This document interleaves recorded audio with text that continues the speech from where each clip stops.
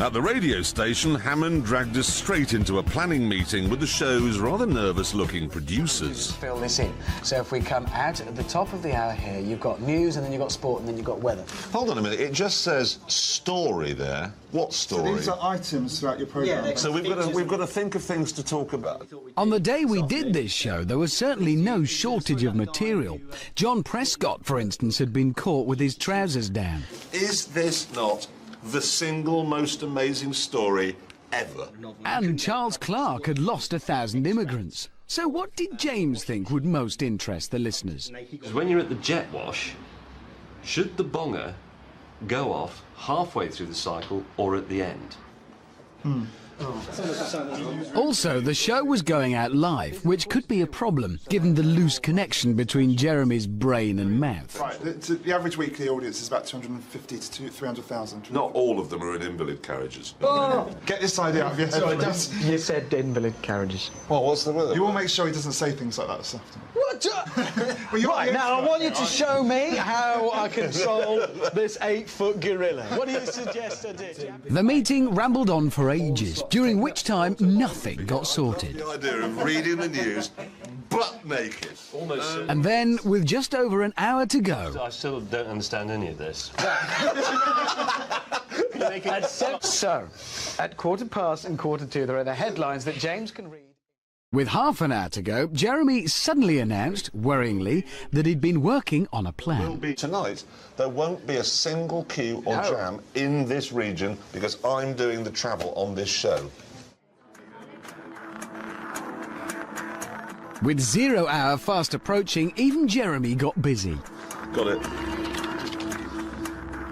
As I acquainted myself with the studio, James set about mastering some of the station's other technical equipment. With just a few minutes to go, 250,000 Southern Counties listeners were starting their journeys home. Richard, where's the turntable? Brought the record.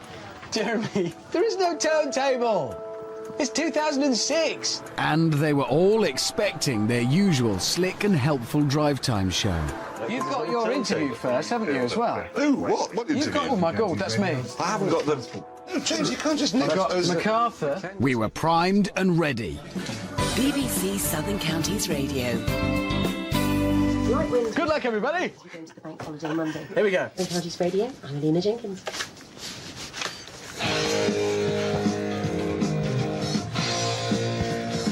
That shouldn't have happened. I'm going to fade it out, and then you're going to talk. Right.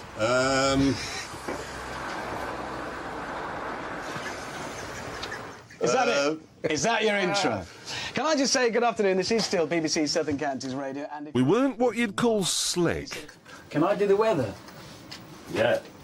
I've lost it. Have you got the headlines? Yeah. I've got them. Yeah. No, you do them. I haven't got any headlines. And the jingles Richard had brought along were dreadful. So you think of this one, lads? It's great. I've been driving in my car, listening to Jeremy Clarkson. How much did you spend making those? £5 a pop. No matter, we would redeem ourselves with my new, brilliant and extremely complicated traffic system. What I've done here is I've fixed up a link between the Highways Agency's headquarters in Godstone in Surrey, so I can see all the traffic cameras from all the motorways in the region. Now, what's happening is we've got an outside broadcast truck at Godstone. It's firing its signal up to a satellite 22,000 miles in space, back down to White City in London. They're firing down to a switching station in Tunbridge Wells, and here we are in the studio looking, and if I can swing the camera around now, we can get it off the main pictures. I can even zoom in. With full control of the cameras, Jeremy could reveal his big plan. Instead of telling you where the traffic jams are, I am going to give you the registration number of the car that has caused them. So, he's not just reporting on the traffic, he's bossing it about. Brave. Now, who's this for coming down in the Volkswagen van? You're leaving a 200-yard gap there. Now, close up. While Jeremy was shouting at the traffic, James and I were getting to grips with the music. No, don't tell me. As promised earlier, it is Wang Chung and Dancehall Days. Oh, you sprung that on me, rather. Do you want to do that again, James? As promised earlier, it's Wang Chung and Dancehall Days. Maybe just once more for me, mate. Just play something else. Oh, all right. Oh, it's right. He's no idea. Yeah, it is, I'd just like to apologise. BBC Southern Counties Radio Travel. Hello, is that me? That was slick. It was time for another of Jeremy's rubbish travel reports. Oh, no, look at that! Somebody, here we go. Somebody in a... It seems to be a Land Rover Discovery has jackknifed while carrying a trailer. No, it's a 4x4. It's a good job it was. That's why he's still alive. Lucky you didn't listen to the Liberal Democrats on that one. The two outer lanes of the motorway, please get out of them because they're blocked by an idiot in a Mitsubishi who's managed to crash into his own trailer. And people are moving over far too soon, which means that the motorway network is not being fully utilised. We paid for it. Drive right up to the crash, use it, and then get your window down and tell the man exactly what you think of his driving. Precisely. Oh, no, what we've got here is a travel flash, actually. My thanks to Janice. She tells us that in Dorking High Street, a caravan has come adrift of the car blocking one lane. The police are in attendance. Police, are you armed? I hope they are. They could take it out and just shoot the drivers. Thank you very much. That's the travel with Jeremy Clarkson. Even we could see the show was pretty bad. But then it got worse. Hammond mistimed a trip to the loo, and while he was in there, a song finished. Hello? Is there somebody there? Is anybody there? Hello? Come on! Oh. Then I forgot I was going out live. Well, he's ginger and he's Welsh. Okay. And then we upset the station's sports reporter. 204 for 9, the latest score. Karl Pilkington 45. Rana is 26 not out. 3 wickets apiece for Dominic Thornley and Sean Irvine. As for Surrey, they're going much... That happens. 53 for 3, is that good? I don't understand. They've scored 253 runs and they've lost 3 wickets, sir. It is cricket. It's a game that's been played in this country for about 300 years. What, the same and why game? don't you get the Observer's Book of Cricket, which will tell you all of the regulations that you need to know, and then you'll be OK. Well, now... I'm sorry. Worse still, my traffic system really wasn't working out as planned. The cameras were not able to give enough detail, so my reports were becoming a little vague. Jeremy, go. It's all completely hopeless. Everywhere I can see people in Astras, M25, Godstone's jammed up at Junction 6, Barrow Green. Don't use it. Don't use it. Stay at work, be productive, and buy a helicopter. It's not particularly helpful what you're telling them there. No. I therefore decided to personalise my reports. Hello there. Hello, how are you? Bit fed up as I can't work out whether I'm supposed to be turning off the M25 or not. We're trying to get home tonight. Where are you? So you're I'm going anti-clockwise. Anti-clockwise. You, my son, have had it. Oh, thanks a lot. I'm screwing it up. With the traffic system ruined, we were running out of things to say. Which is, if you use a jet wash, should the bonger on each cycle go off at the end of the cycle or in the middle? If the bonger goes off at the end of the foamy brush cycle and you've only done the bonnet, you've had it. The switchboard began to light up with angry listeners, one of whom was called Mrs. Smith. Mrs. Smith. Hello, Mrs. Smith. I came home from work at 5 o'clock, and what a load of rubbish this is, and I think it's absolutely dreadful. I've been an avid listener to Southern Counties for a number of years. For God's sake, bring back Dominic, Busby and all the rest of them. Yeah. It's all a load of rubbish. Thank you and good night. With the locals ready to lynch us, we decided to get out early. This is a 9-minute song. By the time it's over, our show's over. We could. Do you want to walk through Brighton after the show we just did? I've got the car around the back. By the time this is over, we can be... No, just back. Down the backstairs. Sorry, down the stairs. Yeah. Right. I'm going. Sorry. MacArthur's Park is melting in the dark.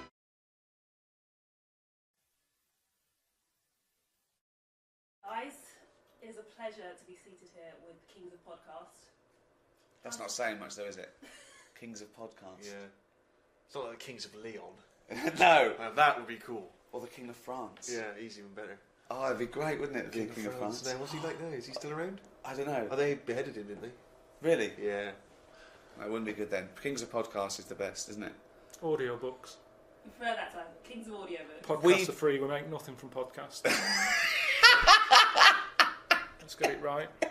And you've just had your back bedroom carpeted, haven't you? That's not well, about to tomorrow. He's rolling it now. He left his job, and we were doing free podcasts, and we had about, I don't know, 1 million downloads. And I think it was Steve that said, "Why don't we just charge £1, Rick?" And we did charge £1. Yeah. And now, what listeners do we get? We've had about 3 million sold, and about 160 million free downloads. So still, they want something for nothing. They still won't give us £1 for everyone. Yeah. Everyone loves a bit of freeness, though, don't they? Yeah. Well, the British do, which leads me nicely onto the guide to being English. English, yeah, to celebrate St George's Day, 23rd of April. Yeah. What do you think makes us English? What do you think defines us? Being born in England. Yeah. That's the main one, isn't it? Again, if you're the King of France, you'll have very little experience of being English. Yeah. Being born in England pretty much sums up being English. But this was very much something that we discuss on the audiobook, is what makes a person English, what defines your Englishness. We go from the trivial and superficial of what an Englishman looks like. I thought he was like a little stocky fella with no neck and a head like that. Whereas about a sort of bald round... Can I go now? Because that's what I was here for, wasn't it? Sort of like a real sort of, a little bulldog breed, whereas Steve thinks of Hugh Grant. Always, or a sort of James Bond figure, who's someone I very much model myself on. Yeah, that's how I pictured the Englishman. Although I've never seen James Bond's glasses fall across the room when he was fighting with someone. No. It would all be over, wouldn't it? He'd go, "Miss Moneypenny, can we get Q, can we have some elasticated things on these?" That wouldn't happen. No, it's true, but it's one of the reasons I rarely fight international spy rings. But, Karl, what was your take on English? In what way? Anyway, right. Just answer any question. I don't know what it means to be English anymore. I don't know if I feel English. Look at the body language. What do you feel? Look at the body language. I feel more Polish. I don't know what that means. Just because whenever I walk past sort of builders and that who are Polish, they'll always sort of give me the nod. The look that I've got, I think I look more Polish than English. I think. I'm just going off foreign builders and that. They always sort of give a nod. Any Polish in you that you know? What do you mean they give you the nod? You're walking past a group of builders. You don't know if they're Polish or not. No, you can tell they're Polish. How can you tell? They're just the way they look. You can tell they're Polish. And the builders. There's the first sign. Racist. Animal rights is a hot topic. It's a big issue. What rights should they have? We test drugs on animals, and we're basically saying if they die, they die. We'll learn something from them. People do make distinctions between animals' rights. They know that it's probably more acceptable to kill an ant than punch a cow. Yeah, exactly. I told you, didn't I, about my dad's mate who had a monkey and he had to thump it. What? Well, there's two things there. One, why did he have a monkey? Two, what sort of discipline is thumping a monkey? What was the monkey doing? He was annoying his wife a lot and sort of, pinching her arse and stuff like that. Right, no, right. That's Wait not a minute. true. We've never heard this before. How have we had all these years of monkey news and we've never heard this before? Ago. Your dad had a mate who had a monkey? Yeah, I'm sure I told you. Why did he have a monkey? Just for a laugh? Well, it was back in the day when people did. They all had like odd sort of pets, and that, didn't they? In about 68. Oh, 1968, when everyone had a monkey. But he had to thump it. Now the weird thing is, no, that's weird enough. Is this is all the story? This is the entire story? No. You've got all the information you've got is he had a monkey and he had to thump it? Yeah, my dad told me about it. When he found out that I was into monkeys, he said, "Oh, Benny thumped one." And Benny thumped one. Oh, my son's into natural history, particularly simian variety. I've got an interesting fact for you, Karl. Sit down.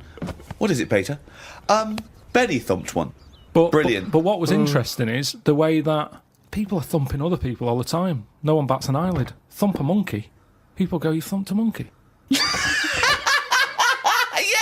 Yes, they do. They do go, "You thumped a monkey." So that's what's weird, isn't it? But this chimp doesn't want to be caged and kept in a fucking council house in Manchester. No, it was quite happy. And if it wants to live like a human... I mean, in the 70s, You know, there were all the teabag adverts and all that, and they were loving that. No, they weren't people loving interfere. People go, that's unfair. Now they're in like a cage in a zoo. You're going, it was better when I was pushing the piano up the stairs. They weren't really. They weren't actual delivery men. They weren't really sitting down and having a cup of tea. It wasn't a documentary. A week in the life of the monkey delivery men. I love that. Chimps in a zoo now going, okay, now at least we were free. Remember when we used to drive a van? And we were on 58 quid a week. Yeah. They're not meant to be kept in a house in Manchester.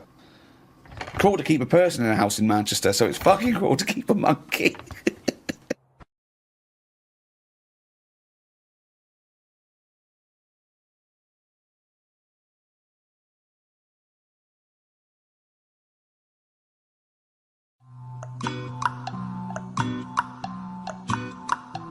I think I follow science more than you do. You watch all your Soprano box sets and all that lot. I'm watching science. I'm reading science. But you don't get anything from it. I do it for a minute. Well, what have you learned most recently? But you don't learn anything. It goes in and there's a guy, and then you extrapolate in your own little world. A bit of knowledge is better than none. You don't know. I have. What? What's the most recent piece of scientific information you've discovered? There was some scientist on the radio saying that I might not be bald, I've just got very fine hair. Was he referring specifically to you? you? He just was saying any bald men listening. New science shows this. Oh, all right, that's good. Bit of science. I heard there's a load of birds in America that's just died, no one knows. That's a bit mysterious, there's no answer to that one. Well, there is. Like 500 there is an birds. answer to it. What's that then? We don't know yet. Yeah, but that's... To say that we don't... But that's the best bit of science, I think. The bit when you go, oh, what was that? When you go, oh, they flew into a big window, you go, oh, boring. I like that bit of it. I like the bit of, can we make this kid with no legs walk? Don't know. Give it a go. Yeah, we have. Oh, a bit boring. It's the bit... So it's you'd the rather that on kid it. didn't walk? I like the bit when he's dragging himself about and you're going, will we do it? Will we ever make this boy walk? That's not science! I'd love to see that show coming soon to the Science Channel. Will we ever make this boy walk? Yeah. So he's got some new mechanical legs that he puts by the side of the bed. You just nick them, because you'd rather see him crawl in a ring. Has he got legs? Has he got legs that don't work? Right? They just don't work. Not there. They're just not there. He's got no legs at all. Was he born without legs? Right, so he's born without legs. Oh, this little baby's got no legs. Carl, will we ever make this boy walk? Well, we can try. Okay. That's the good bit. Down, down, down. What are you doing first? Down, down, down. Let's make some legs. What? Wood. Wooden legs. 2011. Give him wooden legs. What wood are you using? Something that's not too heavy. Probably a bit of MDF. Right, okay. Right. What do you do? How do you make the legs? Just sort of say, right, how tall do you want to be? I want to be about 5 foot. Right, okay, we need a 2.5 foot leg. Right. Make them. You're still going with wooden legs. Can I just convince you to look at some other materials? No, we haven't got time. We've got wooden legs. legs. He's got no legs, and he's moaning. What do you mean you don't want wood? You haven't got anything down there. Selfish. Just brought out the real him. Okay, right, okay. Mr. Pilkington, thank you for saying you'll never got wooden legs, but I'm just worried about, like, well, rotting and woodworm and... preservatives. Sorry? It's fine. Just preserve them twice a year. Right. It'll be fine. Right. How rotting legs? Well, you haven't got any at the moment, so which is better, little Billy? What do you want, rotting legs or no legs? Because there's other kids out there sort of rubbishing about on their arse who'd love these little wooden legs. What do you want? And that's how it should wooden be. Legs. Right then. Okay. This is not science, this is Pinocchio.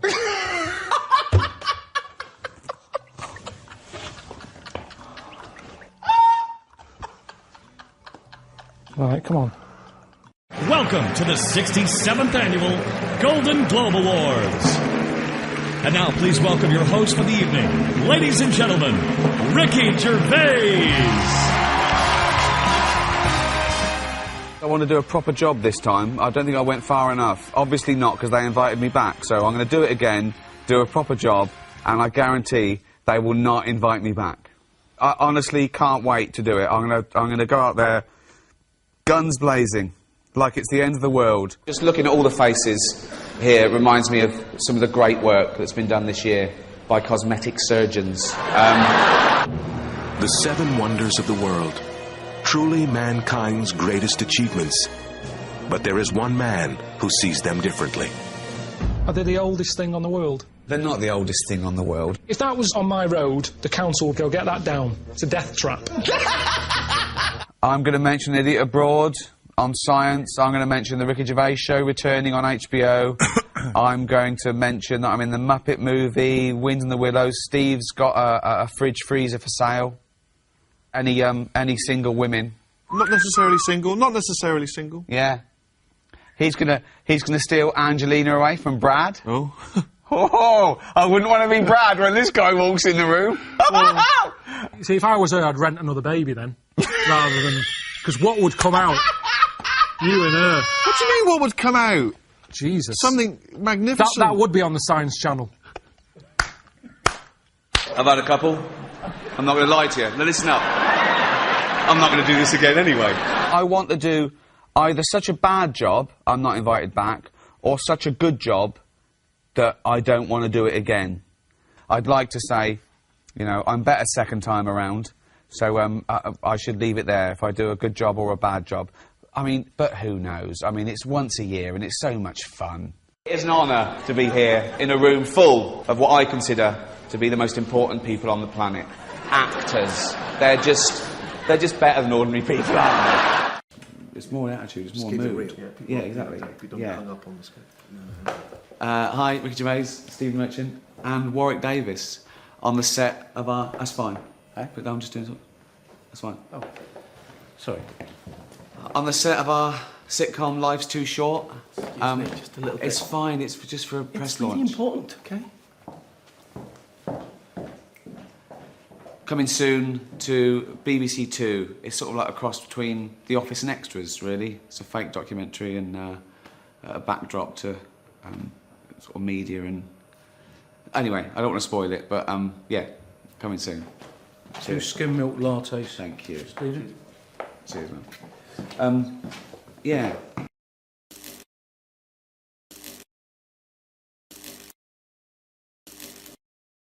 What are you? I don't know, really. It's just... No, I'm just a mate. We're mates. That's what we are, really. It's just that this is what we do as well. You know, if we were cab drivers, we'd do stuff when we were at work cab driving, whereas we're in film and TV. What? What do you mean? We'd do something. We'd have bets like who could pick up the weirdest person, wouldn't we? We'd take pictures secretly in the mirror. It's tiring. What, having me as a mate? Yeah, definitely. Do you know what he said about me once? He said something about your friendship with Ricky. He said, he's like an iron lung. I need him, but I wish I didn't. Yeah. Isn't that good? Sweet. Yeah. It's kind of like that. But you must have friends that are annoying and you go, oh, and you can't get rid of them. And then when you move, you think, well, tell them the address. I could just disappear now. You didn't tell me your address, but I followed you. I know, he did. Can you believe that? You didn't just follow me, you chased me. I'm not joking. Did he really? Yeah. I told him, I said, I'm going home in a minute, and I thought, oh no. And it's when I lived in town, and his office was only down the road, and he didn't know where I lived. And he said, I'm going to follow you. And I walked really fast, legging it down Googe Street. With the bloke from the office running after you. Yeah. Yeah, you weren't famous. Honestly, then. I got in, like, Suzanne said, what's wrong? I said, Ricky's been chasing me. And she wanted to go out, so we can't go out yet, he might be out there. That's weird, isn't it? It is weird. Yeah, that is weird. Picture on the when I was on the plane coming back from here, there was a picture of this new luxury hotel. It'll be, I think, $10,000 a night to stay there. It looked extraordinary. It was a hotel, and the best rooms were built under the water, under the sea. Wow. So it was the best hotel we've ever seen, but surrounded on all sides by glass, and out of it you could see the sea, the sharks, the fish. I don't think I'd like that. No. But that, again, that's just one of them hotels where it's over the top for over the top sake, isn't it? Like where they have 12-course meals. Well, just have 2, but make them bigger, rather than dragging it out and there's the first course. You know, a couple of snails. Yeah, it's just for me all that is. Don't eat a snail. Don't have one snail. Eat one big tortoise. If you want slow food, don't have loads of little snails. Here, there's a giant tortoise. Tuck into that. feeds 10. But it's what you were saying before. When you start having to take a risk with food, like the fish that can kill you if you eat it, don't bother. There's apparently a delicacy in Japan, again, someone could verify this, where they eat a live little octopus. And it can stick to your throat, because it's obviously fighting for its life. I mean, good. Again, you don't need to eat a live octopus. What are you thinking? How cruel is that? Well, how fresh do you need your food? it's not, do you know what I mean? But I always remember this story when I was a kid about some bloke who, bit sad, this story, but weird. He had throat cancer, right? And his doctor said, carry on with your life, right? It's not going to be that good, but just carry on. But don't eat meat. And he was like, oh, I love meat. He's like, yeah, but just don't, have your veg, plenty of vitamins and stuff, keep yourself strong, but don't be eating that anyway. He was fed up because he loved his meat, and his wife was feeling a bit sorry for him one day, and thought, I'm sick of him looking fed up and that, all he wants is some meat, for God's sake, give him some meat. So she goes to the butcher's, gets him a big piece of, steak and what have you. He can't believe it, he's like, oh, brilliant, cheers for that. Anyway, he's got the meat on his plate, just about to tuck in, and the cancer comes out from his throat. What? No, I know, it sounds really weird, but it's something that I was told about years ago when I was growing up. What are you talking about? It was just some bad illness, some cancer thing, and it was coming out waiting for the meat. It was sort of dying. Again, a lot of your medical knowledge is from the film Alien. So this guy with throat cancer, okay, as opposed to it being a disease of the cell, it was like a living. The alien. Alien. So it was the animal. It was the little animal cancer. That's why he wasn't allowed to eat meat. He wasn't allowed to eat meat. So it's sitting there. So it's actually sitting there and so. Well, I'll tell you what I'd have done if I'd have had some cancer in my throat. I'd go, there you go, rid of that. What are you talking about? So what happened? He choked to death on this thing, and the wife was like, "Oh, I shouldn't have given him the meat after all." Just that's a bollock story. It's all. There's loads of weird stuff like that that happens in medical stuff. Well, the terrible thing is, if you got testicular cancer and you eat meat, your bollocks come out of your trousers, and they're all over the plate, and you have to be asked to leave the restaurant. The other thing that I was told when I was younger about medical stuff and that. Who's telling you this stuff? My mum told me about it. Jeez. Because she always says to me dad, because he has too much meat, and she's always like, Remember the fellow with the troll in his throat. But my gran, she had something wrong with her eyes, and they sort of took them out, and they were just dangling on her cheek, and she could still see through them. They were operating on her. Yeah, you would have, yeah. They sort of say... No, she wouldn't have been conscious, though. No, they were then, because it's something to do with the eyes, and it's like... No, it's no good operating on eyes if your eyes are asleep. What do you mean, your eyes are asleep? It's like a heart, isn't it? You want to keep them awake. No, so what do you mean you want to keep them awake? What, heart surgery is blokes awake?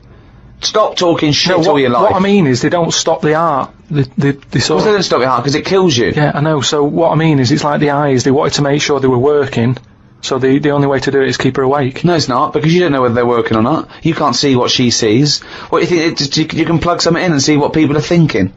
It was something like that. No, it wasn't something like that. Well, she could see. She said it was really weird. How, like, you can see... She could see her knees.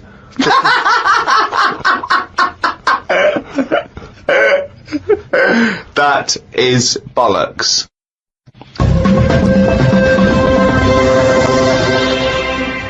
Oh, chimpanzee, that is only gone and written it down, the little... That's the jingle for Karl's diary, excerpts of which we read each week. Get straight into it. A band from the Conga have won the Best Newcomers in a Radio 3 competition. They use pots and pans for instruments. It says that the Conga is a poor, sad place. So why do people do that happy dance at the end of parties called the Conga? Right, one is the Congo. There's no place called the Conga. They come from a place called the Congo. Where do you come from? Okie dokie. It's a terrible place that we don't know whether we put our left leg in or our right leg in. Sometimes we shake it all about. We're not sure if we should. But Conga! Fucking hell, you're such a... Went into the gadget shop today. It's full of stuff that we don't need. Gadget used to be a good word that made you think of James Bond with all his gadgets. The best thing I could find in the shop was a clock that ran on potatoes. We are definitely going backwards. I agree. Well, who cares about that? A little electrical impulse, so what? Had a night out with old schoolmate. Found out about more of the other lads I went to school with. One is living underground. What do you mean living underground? Not like a mole. Do you mean he's got a basement, or do you mean he digs a hole every night? My mate went to visit him and he said it had been raining really heavily and that, and it's all the rain's running in. What do you mean he went to visit him? He went down here. What's that? That's an hole in the ground. Yeah, come in. He just said, "Oh, come round and see us," and he's living underground. What do you mean he's living underground? He wanted to be in the army but was turned away, and that's the closest thing you can sort of... How is that similar to that's exactly like the army, yeah, where they teach you trades and, engineering and flying. He's happy down there. He said it was really muddy and what have you. He said he won't be going back to visit him. What's he got down there? Just stuff, just like a sleeping bag, a lamp. He's dug himself a subterranean cave. Near my old infant school, they knocked it down because it was like a wreck. You'd be in the class and you could lean on the wall. Yeah, and your hand would go through it and stuff. And they knocked it all down, and I think that's when he was at his most happy, this bloke. I believe this, though. I believe someone he went to school with now lives in a hole. That doesn't shock me. Whether the tales I've heard of horses in houses and big-headed kids with webbed hands and feet, and him, I believe that someone he went to school with now lives in a hole. That isn't bizarre to me. You spent far too long with him, if that, now you're just happy to accept. I totally accept that. I'd be surprised if I walked round where he lived that there weren't more people living in holes. His dad wanted to throw his budgie on the fire. True. His budgie died, his dad said, let's throw it on the fire. I mean, his mum, what did your mum do when your budgie died?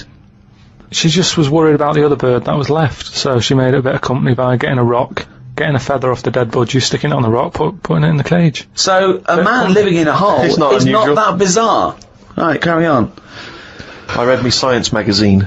Some things I learnt from the science magazine. Number 1, space is running out of space. We should stay out of the sea because shark attacks are up. Yeah, probably 4 a year now.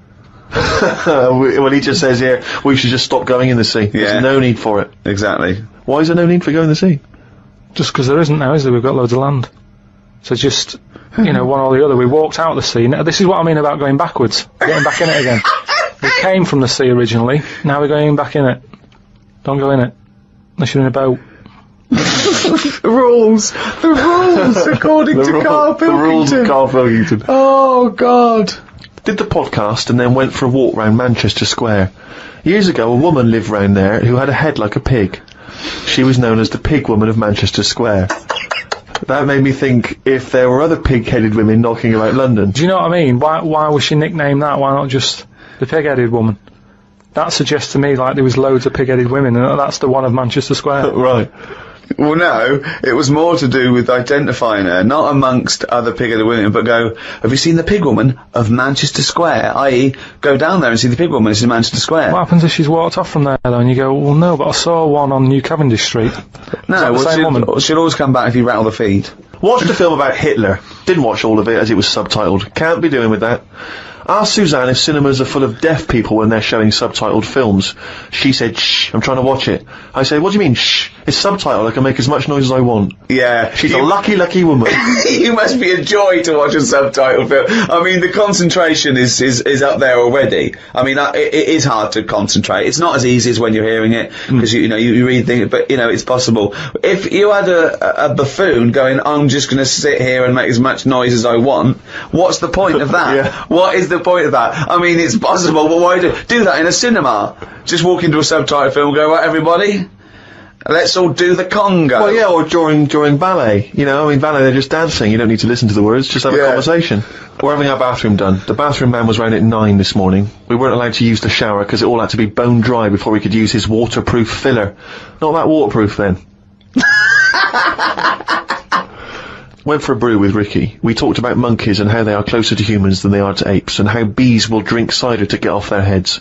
Now and again there is a bee that lets the drinking get in the way of the work, and other bees sting it to death. Blimey. Yeah, well, there's bees. They love a drink, and they will drink pure alcohol. They drink 100%. They drink ethanol. You know, I don't know why. They love getting off it, and they fall down and they're drunk, right? A bee can take in the equivalent of 20 litres of wine, right? But some bees get addicted in the same sort of percentage as human addiction, like 10% of bees, they can't get enough of it. They take ethanol, they take cider apples and that, and then when they get back to the hive, they go in a bit pissed, and they've got guard bees, and they go, come on, we've all had a drink. Bouncers. Yeah. They sort of are, right? And they push them away, and they push them away again. Then the next time they go, right, I've had enough, and they give it a good hiding. And Karl couldn't get over this. I saw his face, but I knew that he was thinking of that bee with sort of like eyes rolling round his head, a little bit belligerent with his jacket on backwards. Yeah. You know, and the bouncer going, come on, son, we've all had enough. Let's move away, move away. You're not coming in, right? You're wearing trainers. Yeah, you know, you're wearing 3 pairs of trainers, and I'm sick of it. You know. But what I did find out, because I went home and went on the computer trying to find out about drunk bees knocking about. They're not actually meant to fly. It's only because they don't know. Fly. Well, no, but they're if they were told that you're not actually designed to fly, they wouldn't bother. No, this is that thing that goes around that aerodynamically, on the face of it, looking at the size of the wings and the body proportions and everything, that it's a surprise that they can fly. Okay, it's not that no one's ever told them they can't, and as soon as someone tells them you're not meant to fly, they all fall out of the sky going, oh, what are we doing? Like in a cartoon. No, but it's something about the confidence and that. At the moment, nobody's saying it's nothing to do with the confidence. There is no such thing as confidence in bees. A bee never loses his nerve. That's not why he drinks. Because what are you drinking for? I'm just not confident anymore. There's no point to turn to the bottle. I can't go up there again. You're an idiot.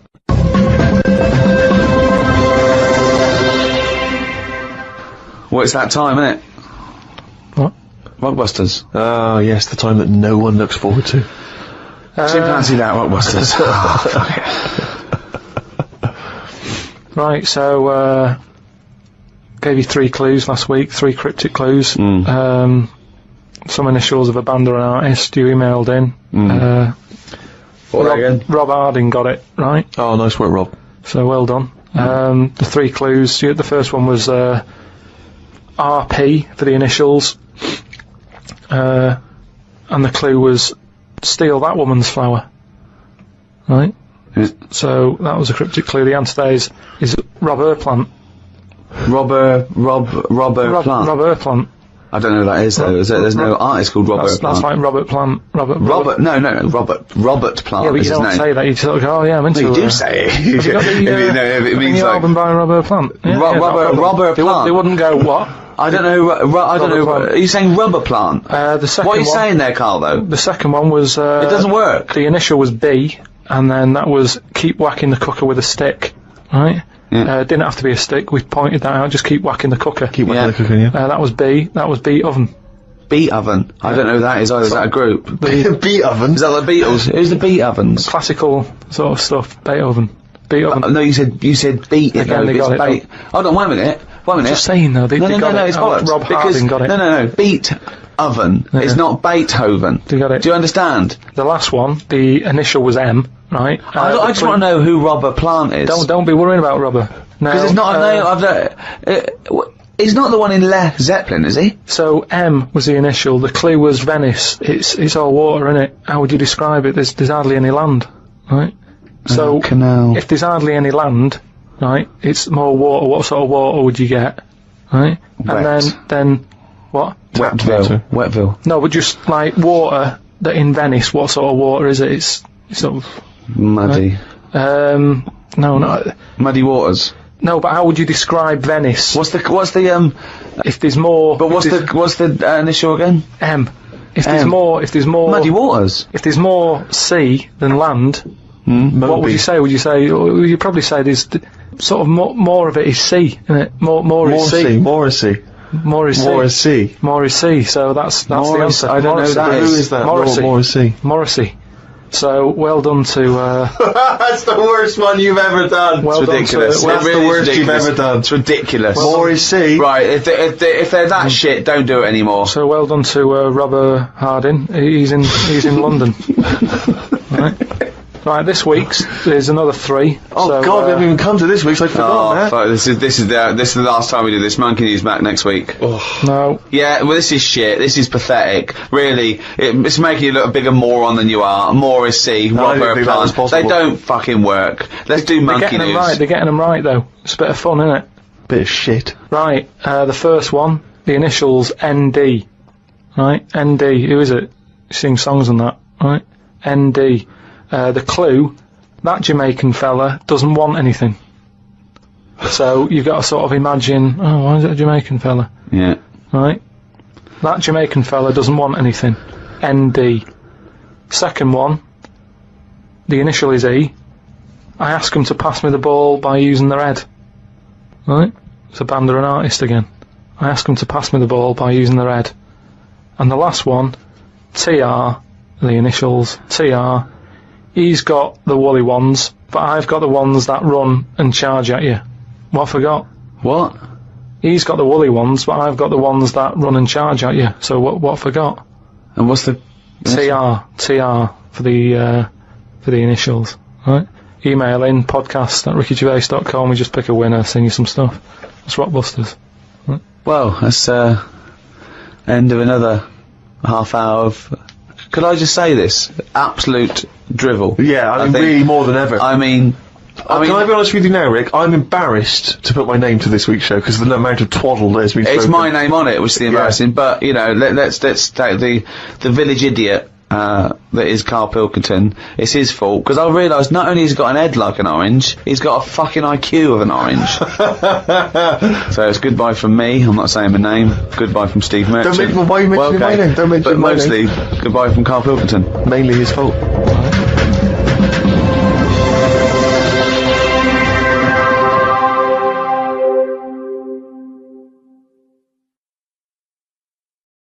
No. Oh, chimpanzee that! Monkey News, earlier than usual. I'll have to save this link now. Monkey News. We've done a lot of stuff, right, on monkeys, and most of it has been is bollocks. No, has been like happy stories. Oh, is this it's not. Is this going to be like our tune? Our monkey tune. That's Simon Bates, and welcome to our monkey tune. No, but do you know what I mean? We've done stuff about a monkey that robbed a bank. Yeah. Why is that happy? He had a great life after that. Right? What, in Marbella? Yeah. Right, we did the one who saved someone's handbag in a railway station. We've had a lovely marriage, couple of marriages. Couple of monkey marriages. Yeah, yeah. There was the one who got a job in a railway station. Yeah, the hairdresser. The one who set up a business in Spain. I don't even remember that one. But, I'm willing to believe that happened. Go on then, Carl. But anyway, yeah. So today's isn't that happy really. It's about some monkey. I think it was a chimp. Who's an ape? Go on. It tried to. I mean, the story sets off at a sort of a weird thing. Yeah. It's something about he went to Russia to do some business. What are you talking about, Carl? It jumped past that bit though. It didn't start there. What? Do you know what I mean? It didn't tell you what he was doing. It just said, "There's this monkey went to Russia to do some business, do some stuff. I don't know. Bit of monkey business." And anyway, didn't work out. So, they were furious. We wanted a surgeon. You send us a monkey.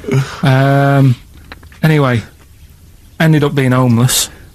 Oh no! It's always taking a turn for the worst. What? Couldn't even get into like a tree hostel or anything like that. That's the problem. And God! Ended up homeless. Got in with some tramps. I don't know where to start. Come on. Yeah, so he's knocking about with some tramps and stuff. Sharing drink and what have you around a little fire. They broke into some home sort of squatted. Right, so into not the flat. homeless anymore. Problem was, he had a roof over his little area head. Yeah. And he goes, "Oh, this is good. This is, we're having a good time. This is sorting me out." Yeah. He had his He said mate. that in Russian, though. But what was he eating? I don't know. It didn't say. But they're in this house. Well, he could only be eating sort of like fruit, nuts, vegetables. I mean, they classically sort of don't eat pork pies and. But they've got drink McDonald's coffee. in Moscow now, so sure you probably turned down on that. Yeah. Anyway, there was a bust. There was a bust in the flat that they were squatting in. All the other tramps sort of knew what was going on, legged it, left little chimps out there, got arrested.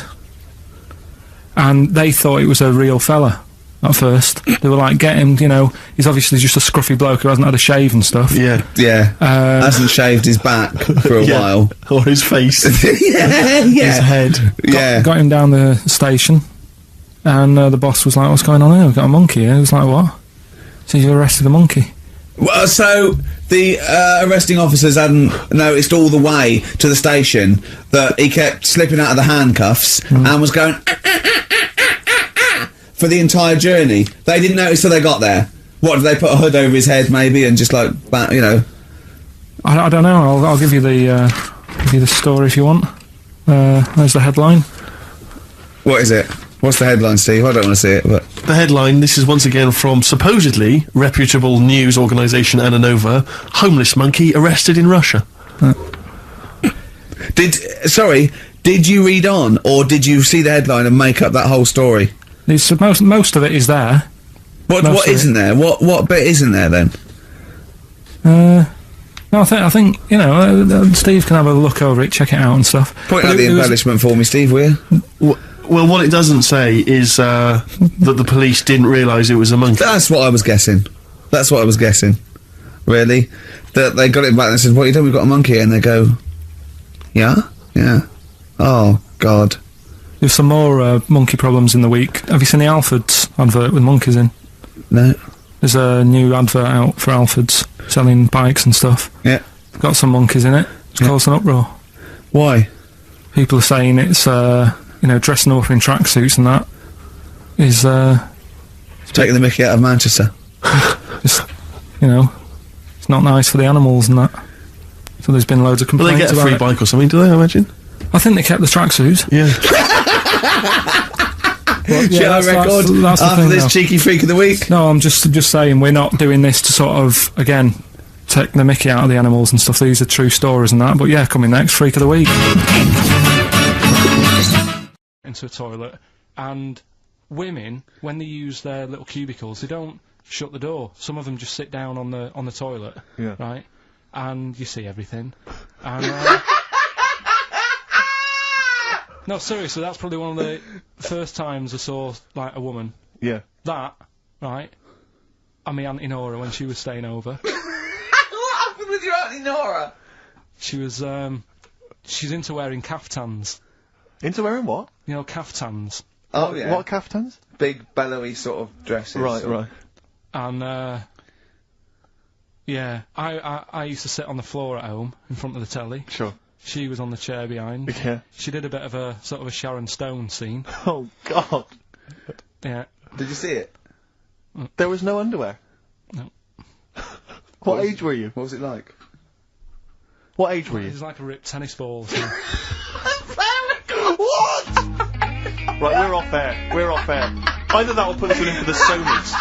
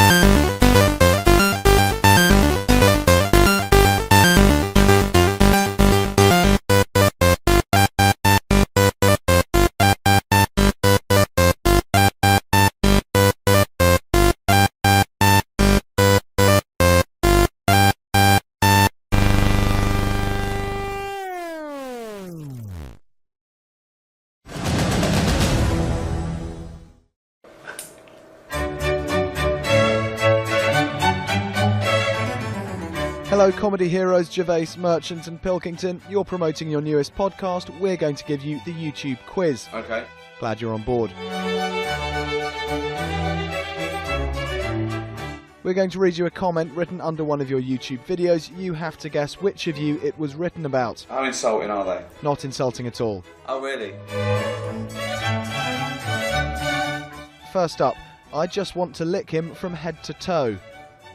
That's got to be Karl. Really? Because he looks like a lollipop. That's weird, isn't it? But lollipop that you sort of left in your duffel coat. So Yeah. It's a bit fuzzy. Duffel coat, square. Toe to head would be the way you go, wouldn't it? I don't think it matters which It's just way. a weird way round of doing things. So when you look a man from top to bottom, or you start at the feet and then go all the way up. I think so. It's awkward. It's awkward otherwise, isn't it? Why? Awkward for the person who's been licked. Why? What difference It does just it make? is. It's just an odd order to do it in. That's all I thought. Well, you start No, with no, toe to head. Yeah, but if you start with the toes and end with the head, he's getting toe juice on his face. Start with his face. Lovely, cleaned his face. It's all lovely. Pass the ball. That's true, yeah. Just You go round, wouldn't you? You go round the balls, wouldn't you? You answered Karl. The answer was Karl. Well done. Next, if anyone knows a cleverer, funnier man, let me know. If anyone says Ben Elton, you can f*** off. Clever and funny can only be me. Karl. Oh, I reckon that's you, though. I've no idea. Oh, it's Steve, isn't it? It deserves to be me. Does it? Go on, do it. You all went different ways, but Ricky, you were right when you said Ricky. Yeah. Oh, that's preposterous. Yeah. No, if they said fat, I'd have understood it. Old That and fat. would have been the giveaway, wouldn't it? Question 3. I would go gay for who? Well, I would go gay for Blaine. Well, I don't know. It's not me. It's definitely not me. It's out of Karl and Steve. Steve's got to get a look in here for that. These little gay fellas love him, I think. I think they do. They like a big lad. Yeah, and he is a big lad. I would go gay for To Steve, be I'd honest, go gay for I Karl. hope it is you. I don't want him. If Why? they're watching this, whoever wrote that is watching this. I'm not interested. Why? You just said which way round you lick a man. No, I'm not doing the licking. They're doing the licking. I don't want to lick a man from toe to head. But you're happy for a man to lick you from toe? No, I'm just saying if it had to happen, if there was a scenario. I What don't know scenario would that be? I don't know. Prison? Yeah. A really weird gambling debt? Discount on that carpet? I think it's Steve. Steve. You say Steve. The answer is Steve. And finally, every time I listen to him speak, I laugh so hard I can barely breathe. That's Karl. No doubt about it. I think I wrote that.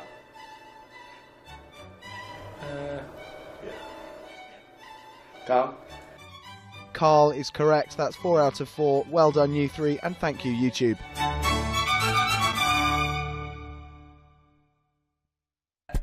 I mean, I think you should probably get the top of the head if you want to come in. You don't need that, I'd say. No, go on. No, just. I don't need it. Can you get one? Can you No, get one? you don't need anything. No, looking over the head. No, it's not fine. Guys, it is a pleasure to be seated here with Kings of Podcast. That's not saying much, though, is it? Kings of Podcasts. Yeah. It's not like the Kings of Leon. No. Now that would be cool. Or the King of France. Yeah, he's even better. Oh, it'd be great, wouldn't it? Being King of France. Now, what's he like now? Is he still around? I don't know. Oh, they beheaded him, didn't they? Really? Yeah. That wouldn't be good then. Kings of Podcasts is the best, isn't it? Audiobooks. We prefer that time. Kings of Audiobooks. Podcasts are free. We make nothing from podcasts. Let's get it right. And you've just had your back bedroom carpeted, haven't you? That's not well, my I'm about favourite to tomorrow. He's rolling it now. He left his job and we were doing free podcasts and we had about, I don't know, 1 million downloads. And I think it was Steve that said, why don't we just charge £1, Rick? And we did charge £1. Yeah. And now what listeners do we get? We've had about 3 million sold and about 160 million free downloads. So still they want something for nothing. They still won't give us £1 for everyone. Yeah. Everyone loves a bit of freeness though, don't they? Yeah. Well, the British do. Which leads me nicely onto the guide to being English. English, yeah, to celebrate St George's Day, 23rd of April. Yeah. What do you think makes us English? What do you think defines us? Being born in England. Yeah. That's the main one, isn't it? Again, if you're the King of France, you'll have very little experience of being English. Yeah. Being born in England pretty much sums up being English. But this was very much something that we discuss on the audiobook, is what makes a person English, what defines your Englishness. We go from the trivial and superficial of what an Englishman looks like. I thought he was like a little stocky fella with no neck and a head like that. Whereas about a sort of bald round. Can I go now? Because that's what I was here for, wasn't Sort of like a real sort of, you know, a little bulldog breed. Whereas Steve thinks of Hugh Grant. Always. Or a sort of James Bond figure. Who's someone I very much model myself on. Yeah, that's how I pictured the Englishman. Although I've never seen James Bond's glasses fall across the room when he was fighting with someone. No. It would all be over, wouldn't it? He'd go, Miss Moneypenny, can we get Q, can we have some elasticated things on these? That wouldn't happen. No, it's true, it's true. But it's one of the reasons I rarely fight international spy rings. But, Karl, what was your take on English? In what way? Anyway, right. Just answer any question. I don't know what it means to be English anymore. I don't know if I feel English. Look at the body language. What do you feel? Look at the body language. I feel more Polish. I don't know what that means. Just because whenever I walk past sort of builders and that who are Polish, they'll always sort of give me the nod. The look that I've got, I think I look more Polish than English. I think. I'm just going off that, off foreign builders and that. They always sort of give a nod. Any Polish in you that you know? What do you mean they give you the nod? You're walking past a group of builders, you don't know if they're Polish or not. No, you can tell they're Polish. How can you tell? Just the way they look. You can tell they're Polish. And the builders, there's the first sign. Racist. Do you think it has something to do with the fact that, yeah, we're living in quite a multicultural society at the moment? We're driving German cars, we go home and eat a curry. Is that what the... I was trying, taking it more seriously, I was trying to think what is peculiar to the English, and I couldn't. I mean, all the outside sort of stereotypes, and it's difficult to point the finger at yourself. And there's things like, you know, fair play, and that sort of works. I think there's a sort of sense of fair play. We were discussing on the audiobook that when the crossbow was brought in, it was considered unchristian. English soldiers wouldn't use it because it was cheating, it was too easy. And I like that. And when Wimbledon first started, it was considered ungentlemanly to practice. And then sort of foreign players came over and went, well, no, we'll just practice and win. But I don't even know if that's true. I can't think what is peculiar. Moaning, whinging about everything, whinging about England. But the nice thing about England is, you know, it is a country where you can celebrate the fact that you can whinge.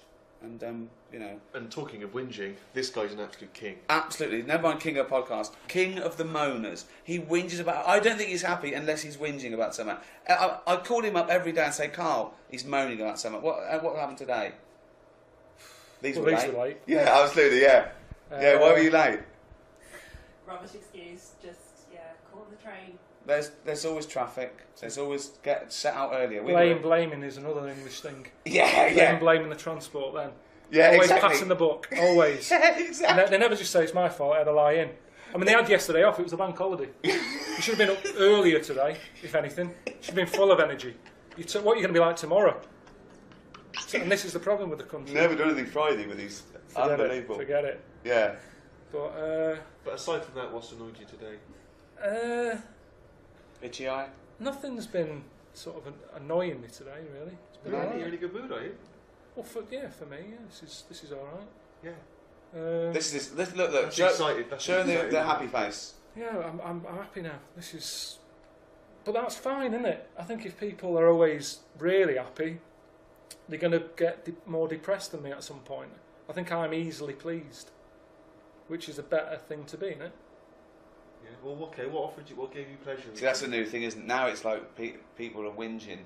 People are going, oh, I'm fed up. Oh, I'm alienated. I'm addicted. I'm depressed. Olden days, people would lose a leg and go, it'll grow back. They just got on with it. Do you know what I mean? In the olden days, they dragged themselves to the coal mine. My dad used to get up at 5:30 every day, without fail, all his life to work on a building site. Yeah. He wasn't going, oh, I'm slightly depressed. Move the bricks. All right, it was all over. That's the problem, isn't it? We don't have enough bad news now. So it's that moan gene that I've told you about. The moan gene. It needs to be filled up with something. And years ago, they had something proper to moan about. Whereas today, they don't. Yeah, when you're being bombed or something, yeah you can moan. But they didn't. They went, it's all right. Let's hang out the washing. Give me that Siegfried line. Let's hang out some washing.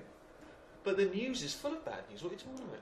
You don't watch the news, you said. It's not, well, I do, yeah, I'd see bits of it. What's happened in the world? What's happened in the world this week? Apart from the Ricky Gervais Guide to the English, available now from iTunes. #1 selling audiobook in the world, ever. Now that's what I call rubbish.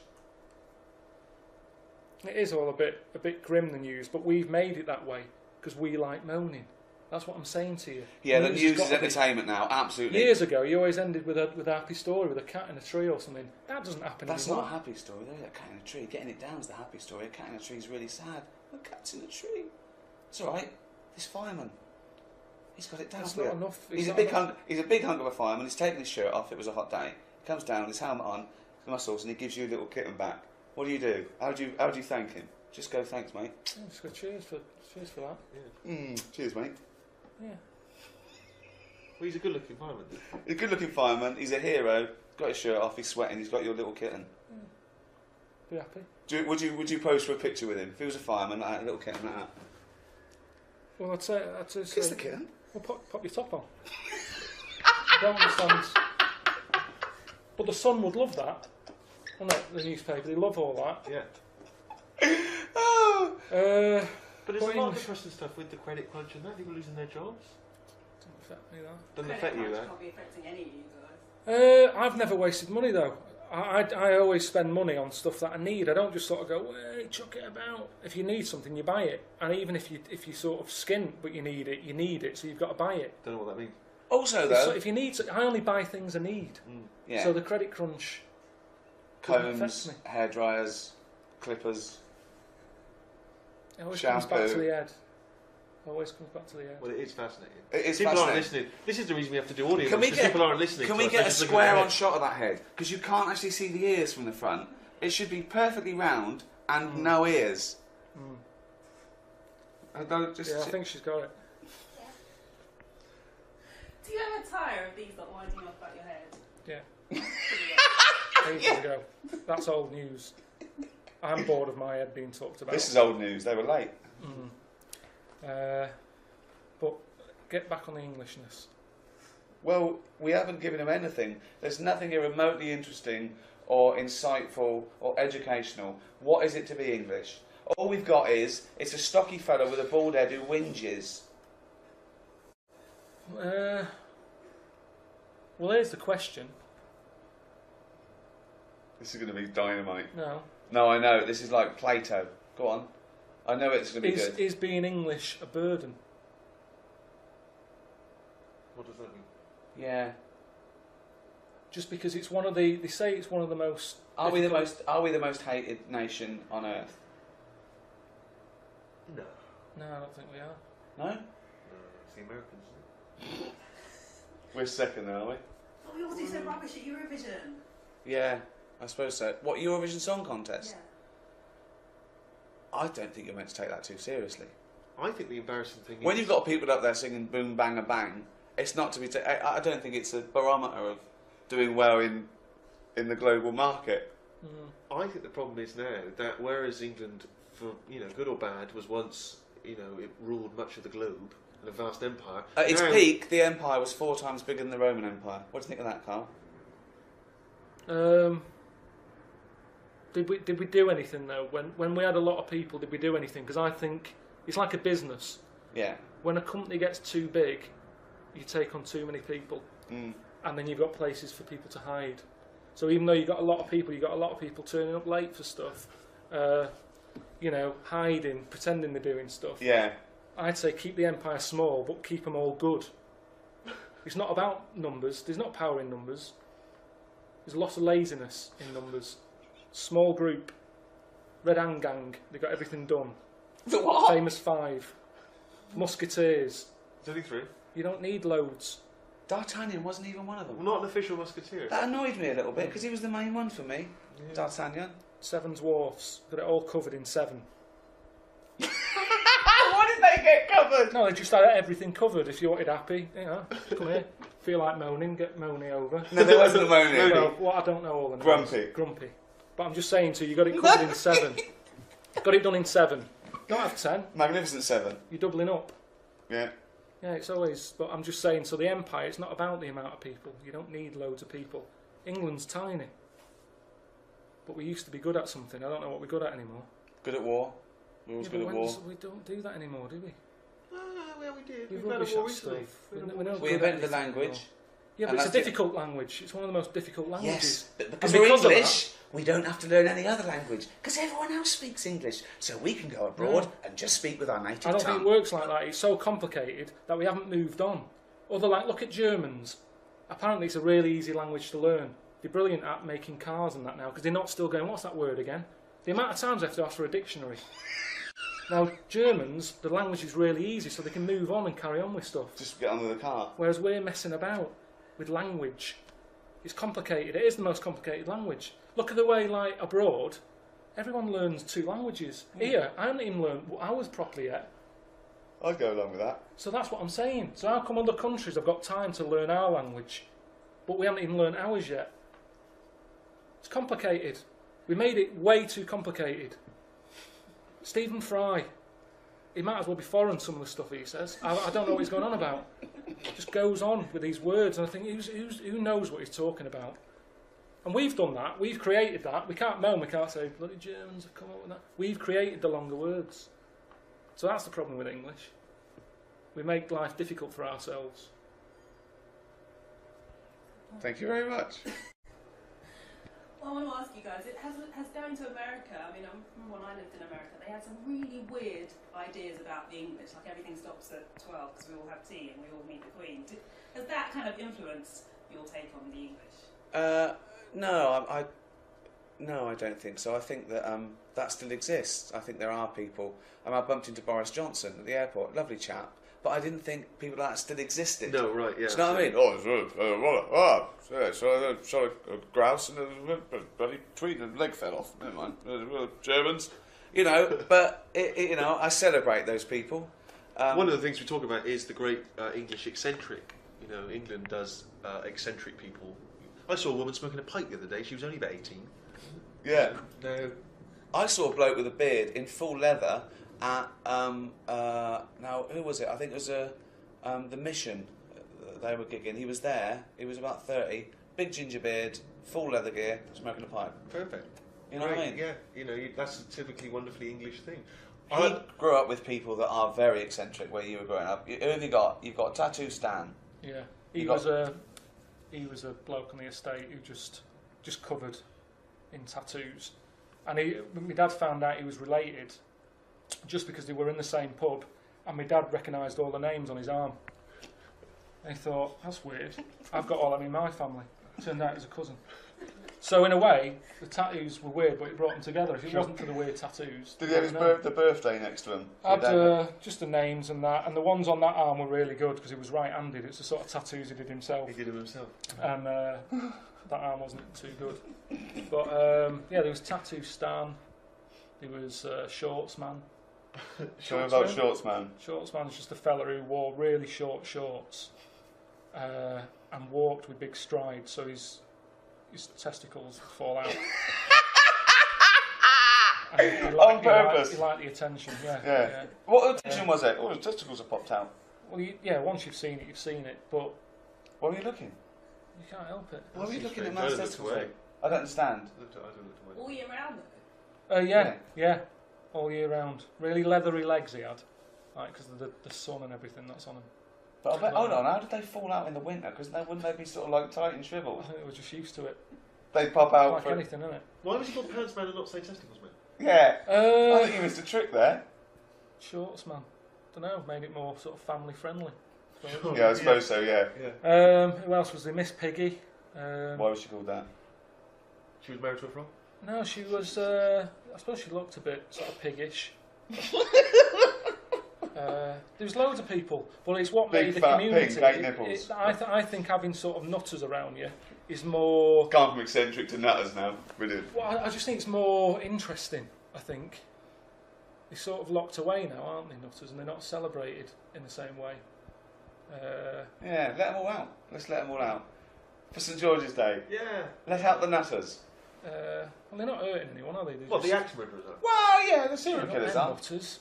I'm just saying, like the ones who are just different. Well, what would you let out? What nutter? What type of nutter would you let out? Just any ones that I've just mentioned. What, are they locked up? Well, no, but I'm just saying we should celebrate now. We should celebrate that we're living in a country that if you want to let your testicles fall out, we can. I imagine there's some countries that wouldn't allow that. That's what makes England great. Well, you know, we moan, don't we? We moan saying it's not like it used to be. Let them out. Let them out. We all know they're there. Why are we covering it up? We'll get yours out now for us. I'm not going to do it on my own, but I'm just saying, if it became the norm, why not? Yeah. They're always saying check them for lumps and that. People could do it for you. Just do it wherever you are. They're there, waiting for a bus. So, you don't check yourself though, do you? I don't like it. Why? I just think you can do more damage. Well, gently. No, but how it's like Practice when on a small. it's difficult. It's like holding a sparrow. You never know how hard you can get away with before you squash it, and that's what I'm like. This isn't about Englishness, is it? Got off the topic a little bit. It's all right. It's okay. What I want to ask you is, you've had the book, you've had the podcast. Surely next stop, Hollywood. Well, actually, we're animating the audiobooks that's going to be out probably at the end of the year. A series on American TV, which I hope will also be available here. So yes, Karl, we've seen the it's great, isn't it? Oh, yeah, cartoon, looks it's amazing. Good. But I went to Hollywood to be in Ricky's film, but it's not being used, is it? I had to cut you. Yeah, Cut it out. I had to cut him out. Which film? This Side of the Truth. It was just like a pre-credit sequence.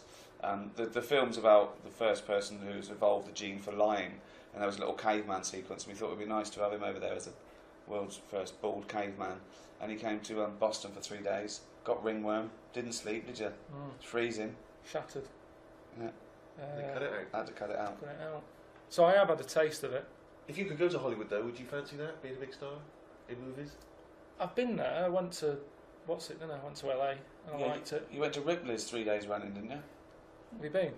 No, not in Hollywood. No. See, that's almost what I'm saying when I'm saying celebrate the quirkiness of the world. There's a fella called Ripley who did that. He went around the world, got stuff with 2 heads, 4 legs. There's a fella who had a head of a lion. No, it's not true. Not true. It's not true. Put it all in a museum and that sort of thing. But now we're sort of, I don't know, we're shy away from anything like that now. I don't know what we're about. I don't know what we're meant to be into anymore. I don't know what we stand for. Don't know why people come here. Don't know why people visit this country. You don't know anything. But you were saying about LA. Yeah, I like LA. I'd live there. A film of your life that would be really interesting. Yeah, but just speaking to him for these couple of minutes. I mean, his mind's like a ping pong, but it's just like that, back and forth, isn't it? There's no structure. A film of my life. I wouldn't see it. If they made a life story, you wouldn't bother to go and see it. I've seen it all. It's a waste of time, isn't it? You've always got to keep moving. You've always got to keep doing different things, haven't you? Who would play you? Probably what's his face? Who did Gandhi? Ben Kingsley. I think. Well, he's 70. So that's that taken care of. When you're 70, you can do that. Charlie Brown when you're little. Who about now? There's no one like you, Carl. That fella who was in Snatch. Not good, is it? I don't know who That's that my was. interview. Thank you. Good night. Jason Statham. Yeah. Well, he's a good-looking bloke who's all beefed up, isn't it? Well, I look alright. I kind of look like him a bit. Please. Sorry, ladies, but Well, Jason who would Statham, you pick? Jason Statham, Danny DeVito. No. In a bold No wig. way. Come on. No way. No. Jason Watson, yeah, he'd be good as me now. That's madness. Kingsley, when I'm older. Yeah. That's all right. Okay. Really?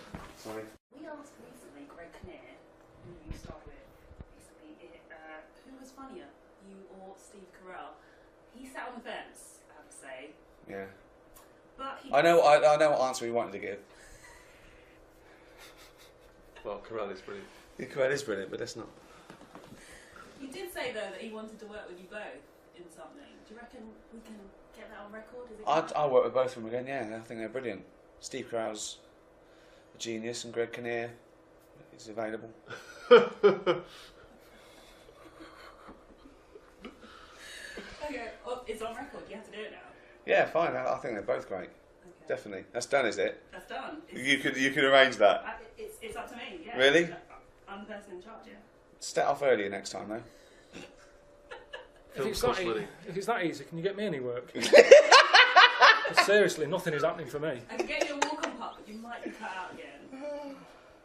As long as it's paid, I'm not bothered. I'm not that fussed. What a bit of carpet fitting?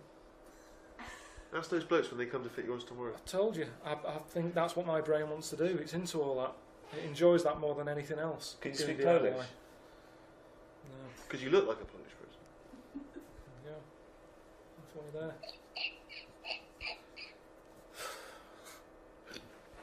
Available now on iTunes. Ricky Gervais' Guide to the English.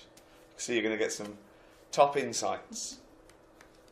Okay, and finally, I heard you say one thing that always makes you laugh or two things that always make you laugh. This guy, They're both his testicles.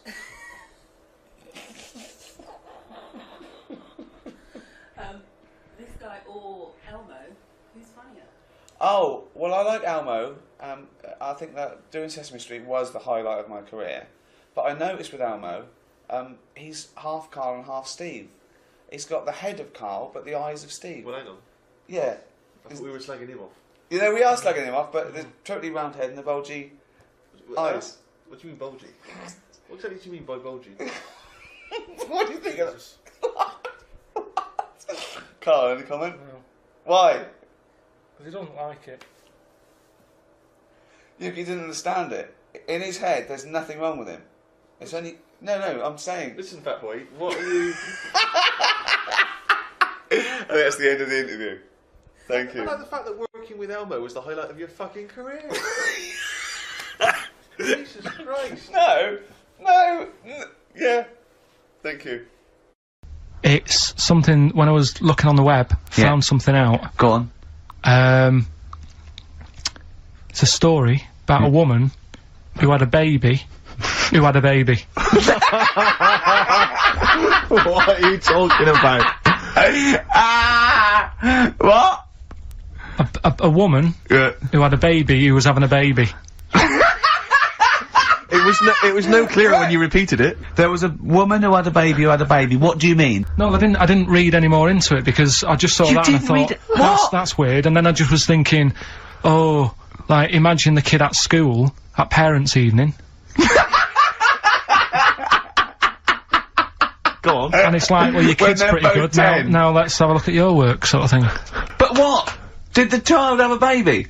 Yeah. Of course it didn't! Play record.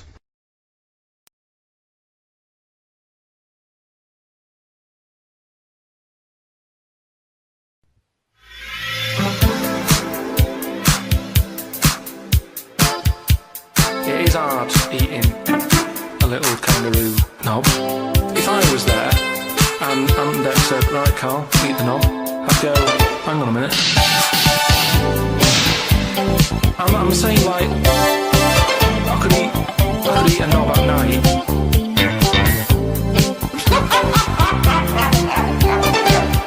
I could eat a knob at night. It's that time again, it's what everyone's waiting for. Can you do the jingle? I'm saying, like, I'll pop back at about 6:30 this evening. I'll be ready. Sure. Can you do the jingle?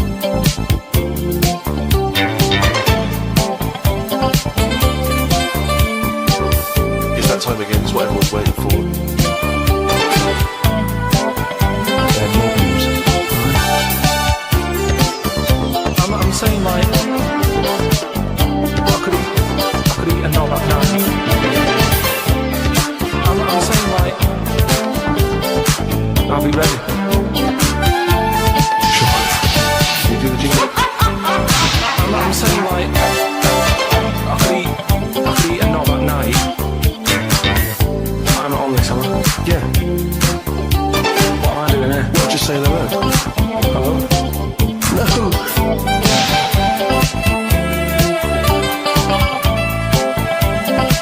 I'm saying, like, I could eat a knob at night.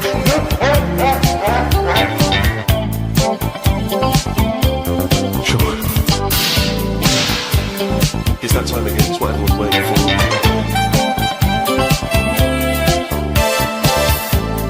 Can you do the jingle? And no music. Hang on a minute.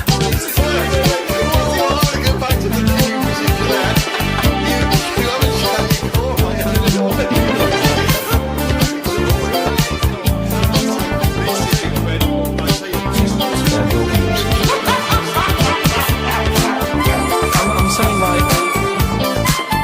I could eat a knob at night. I'm saying, like, I'll be ready. Sure.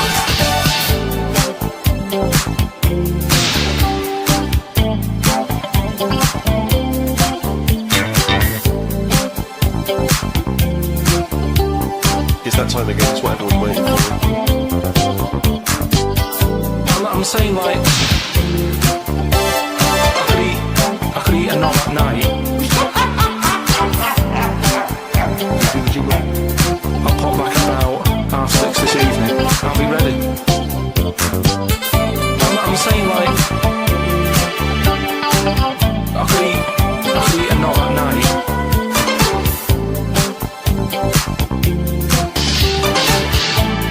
I could eat a knob at night. Really? How'd you look?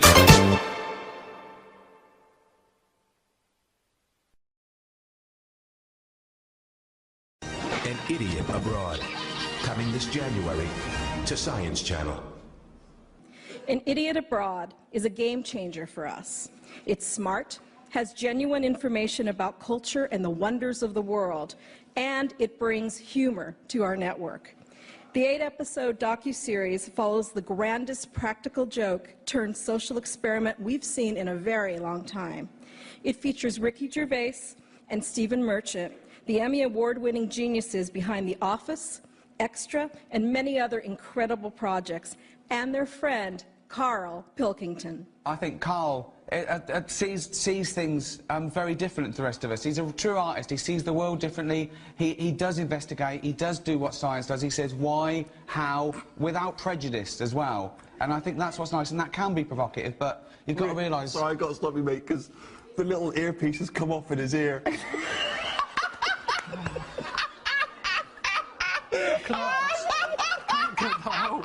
can't get it out. He's scarified. He's terrifying people.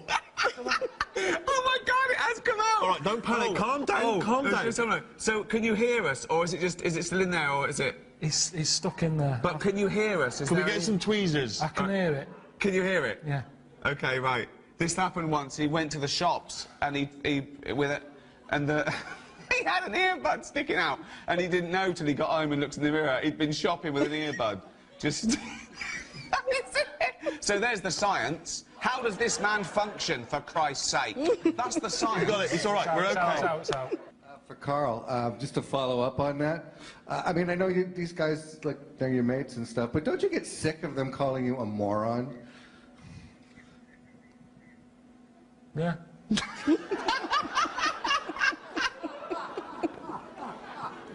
Do you think of yourself as a moron? Does my head in. But no, and I think when people watch the programme, they'll realise that I'm not a div. They'll see themselves in me, I think. Most normal people who, you know, aren't travellers and go to foreign places and stuff, it is a shock to the system. And I think they'll see themselves in me. But it does get on my nerves with, you know, they're always annoying me. And I know people always sort of say, oh, it must be great being mates with Ricky. But it isn't.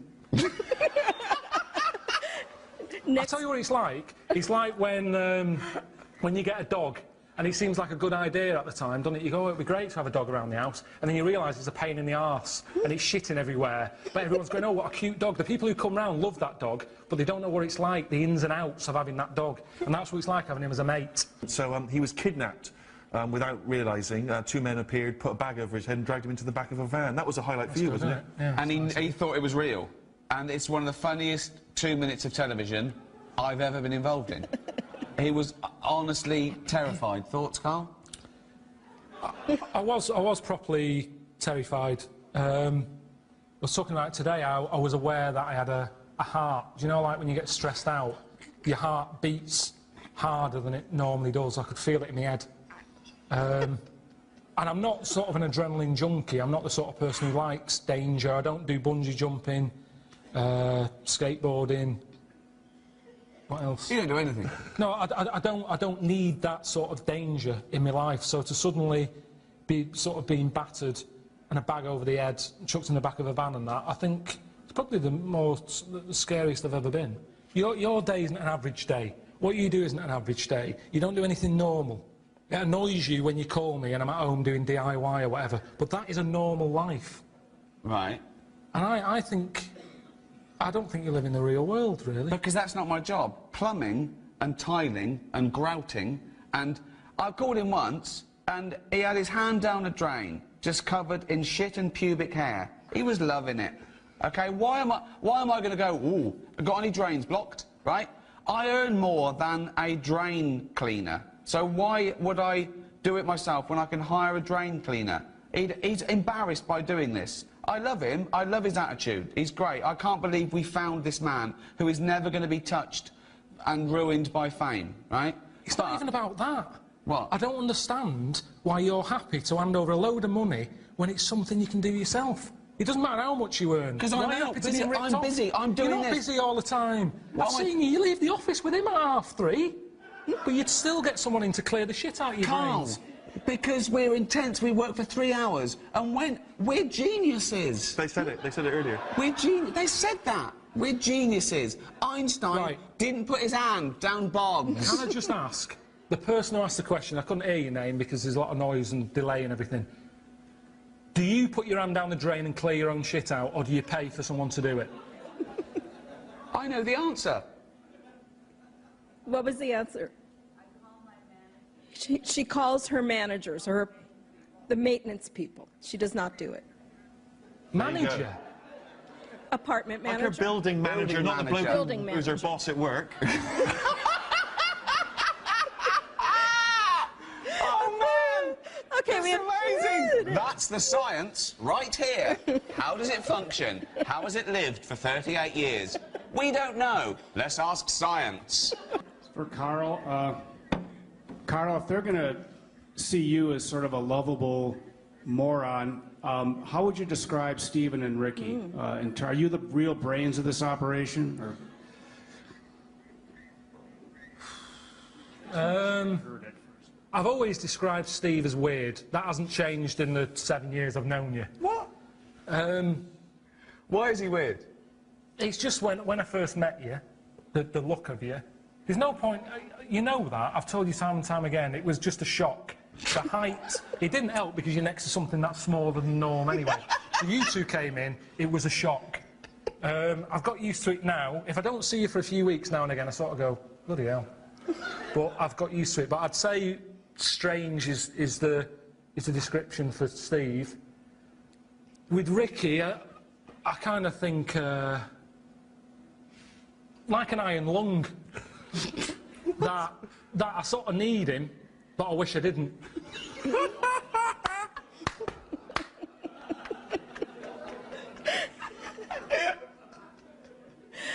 Ricky, Karl, Steve, thank you so much for being here today. An Idiot Abroad, coming this January to Science Channel. If you go to places that you're in danger of being kidnapped, you're meant to have a code word, so that when the people who've nicked you call up the London office, they go, we've got Ricky, Steve and Karl here. Right. And the London office go, yeah. Give us your code word. Well, at the time, it was Congress tart. Congress tart? How are you going to slip that into a conversation? No, you don't slip it in. They've got a bag over your head, gun to your head or whatever, tell them you've been kidnapped, and you go, Congress tart, and they go, bloody hell, he's been kidnapped. Before you know it, the A-team's coming in. Right, so, ring. Hello, Karl, mate, how's it going? Congress tart. What? Congress tart. Rick, who's on the phone, mate? It's Karl. He said Congress tart, so he's definitely been kidnapped. Who are they? What do they want? Right. Who am I talking to now? Because them. Ask them. What do you want? He's asking what you want. Well, there's no one here to do that bit of role-playing, so maybe you should tell me what they're saying. They said, they just said they want to use me as bargaining power. But what do they want? What do they want? We'll see if we... But what do you actually want? Oh. What would they want? Is it money? Give them money. Okay, £5 million. Too much. I'm not spending that sort of cash. I've worked hard you for don't this. do that. I'm not spending that cash. You see, this is what worries me. I'm not spending £5 million to get you back. That's what's worrying. No. Because that's what would have happened. Can't we negotiate? Put them on. Yeah, here's Ricky. Right, you've got to play him as well, though. Hello? Hello? Who's that? Never mind who it is. Where's me £5 million? Can't afford £5 million at the moment. We're going to kill this kid if you don't give us the $5 million. How can We're you call getting him a sick kid? of him. Why? What's he doing? He's just shouting Congress tart. Give him the money. Give us the money. Okay. I wouldn't have got him to call you, actually. There's no way. There's no way. Okay, let's have a break. Oh, God. Oh, God. Oh, chimpanzee that, Monkey News Extra. Okay. Right, another phrase. We've been talking about phrases today. Yeah, we have, Don't teach your granny when she's shaving. Yeah. Don't teach your granny to suck eggs. Yeah. Don't look a horse in the mouth. Yeah. Don't let the chimp answer the door if you're tucking your cock in. Familiar with the phrase monkey business? No, never heard that one before, Karl. That's brilliant. Right, well, it came about. This has been emailed in, and I haven't really had a chance to look at it, so I'm just weighing it up now. Yeah. This is the biggest shambles on air, isn't it? Really? I'm ashamed of it. I mean, what was Dr. Fox? Dr. Fox must have been really polite. He must have been thinking, I don't know how to put this. He must have wanted to scream and go, you shouldn't be in the radio authority. My parents listen online. I can't look them in the eye. Right, I think I've weighed it up. Long time ago, right? Yeah. In the olden days, yeah. In Go the Amazon jungle. Yeah. Right. Yeah. Little family of monkeys in there. Right. Having a good life. Right. Didn't have any predators in there. Right. So they were loving it. Yeah. They had a load of food around them. They had loads of banana trees. Yeah. Right. No, I don't think so. No, they did. Sorry. Yeah. Everything's going great. So they're happy in that. They go to bed. Okay. Wake up in the morning, load of bananas gone. Ooh, hang on, interesting. Hold on, wait a minute.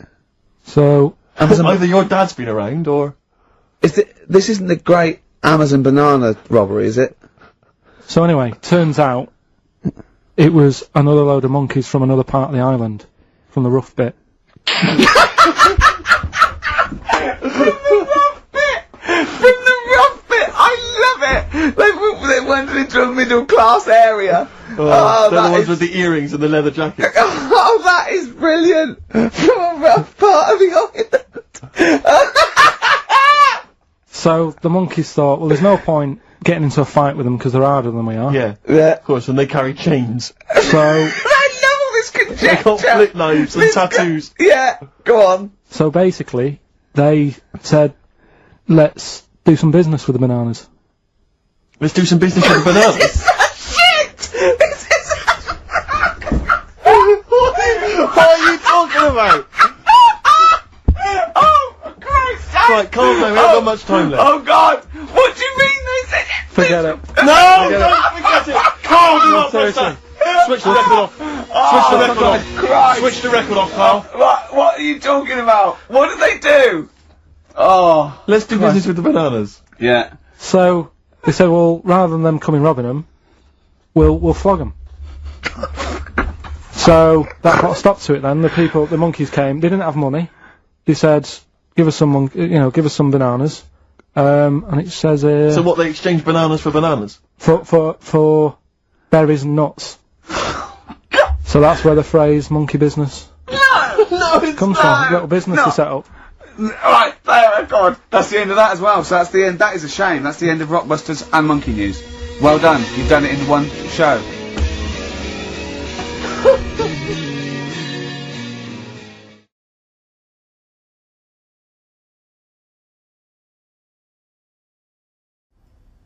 Hi, I'm Ricky Gervais, with me Stephen Merchant. Hello. And the little round-headed buffoon, that is Karl Pilkington. We're here to ask you to donate generously to Comic Relief. Karl, thoughts? Good cause? I don't want to put it down, but no, it's just every year. If I was watching this at home, it's kind of like, here we go again. That's all I'm saying. Right. If you want to give. If my dad's watching this at home now, he'll go home. It's not tonight, is it? He hates tonight. My mum gets annoyed because EastEnders isn't on. It changes the schedule. I don't like it when I see, JLS sat in a tub of beans going, call up. Makes no difference. I've made my mind up. It annoys me that they're sat in beans. There's people going hungry across the world. They're sat in God knows how many tins that is. It just seems a waste. Right. But you think the cause is a good one? But it's every year. So I think people sort of go, oh, not again. How many times, if you had a mate who kept saying to you, you couldn't lend us a tenner, could you? How many times do you go, right, okay, this is the last time. We keep giving you money every year. Right. And each year you come back again with your hand out. How long are we going to keep doing this? That's what you feel about Richard Curtis, who's behind Comic Relief. Well, Richard Curtis, I never see him doing the bad stuff. He's never out there, is he? He gets all his mates to do it. Look at this I've arranged. Meanwhile, he's at home. I've never seen him in the thick of it. No. Lenny Henry, he's out there all the time. Yeah. He's good. But Curtis, I bet people at home watching this haven't got a clue about Richard Curtis. And yet he's the one who's going to get the knighted. Is he? What? Definitely. Inevitably, yeah. Definitely. I'd love it to mean something these days. I go, well, you've made a Knight of the Realm. And he goes, oh, brilliant. And I go, right, here's the suit of armour. Get on that horse. We're fighting the French. Let's see his face then. Yeah. Straight back onto Lenny Henry again.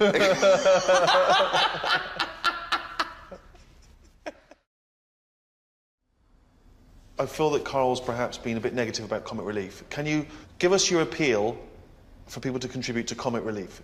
I just wish they'd focus on one charity. Just one thing a year. They go, this year, we're going to sort that out. And once we've raised money for that thing, we're not going to be knocking on your door again saying, we want some more. Okay. That is it. What should we do? What charity do you want to solve?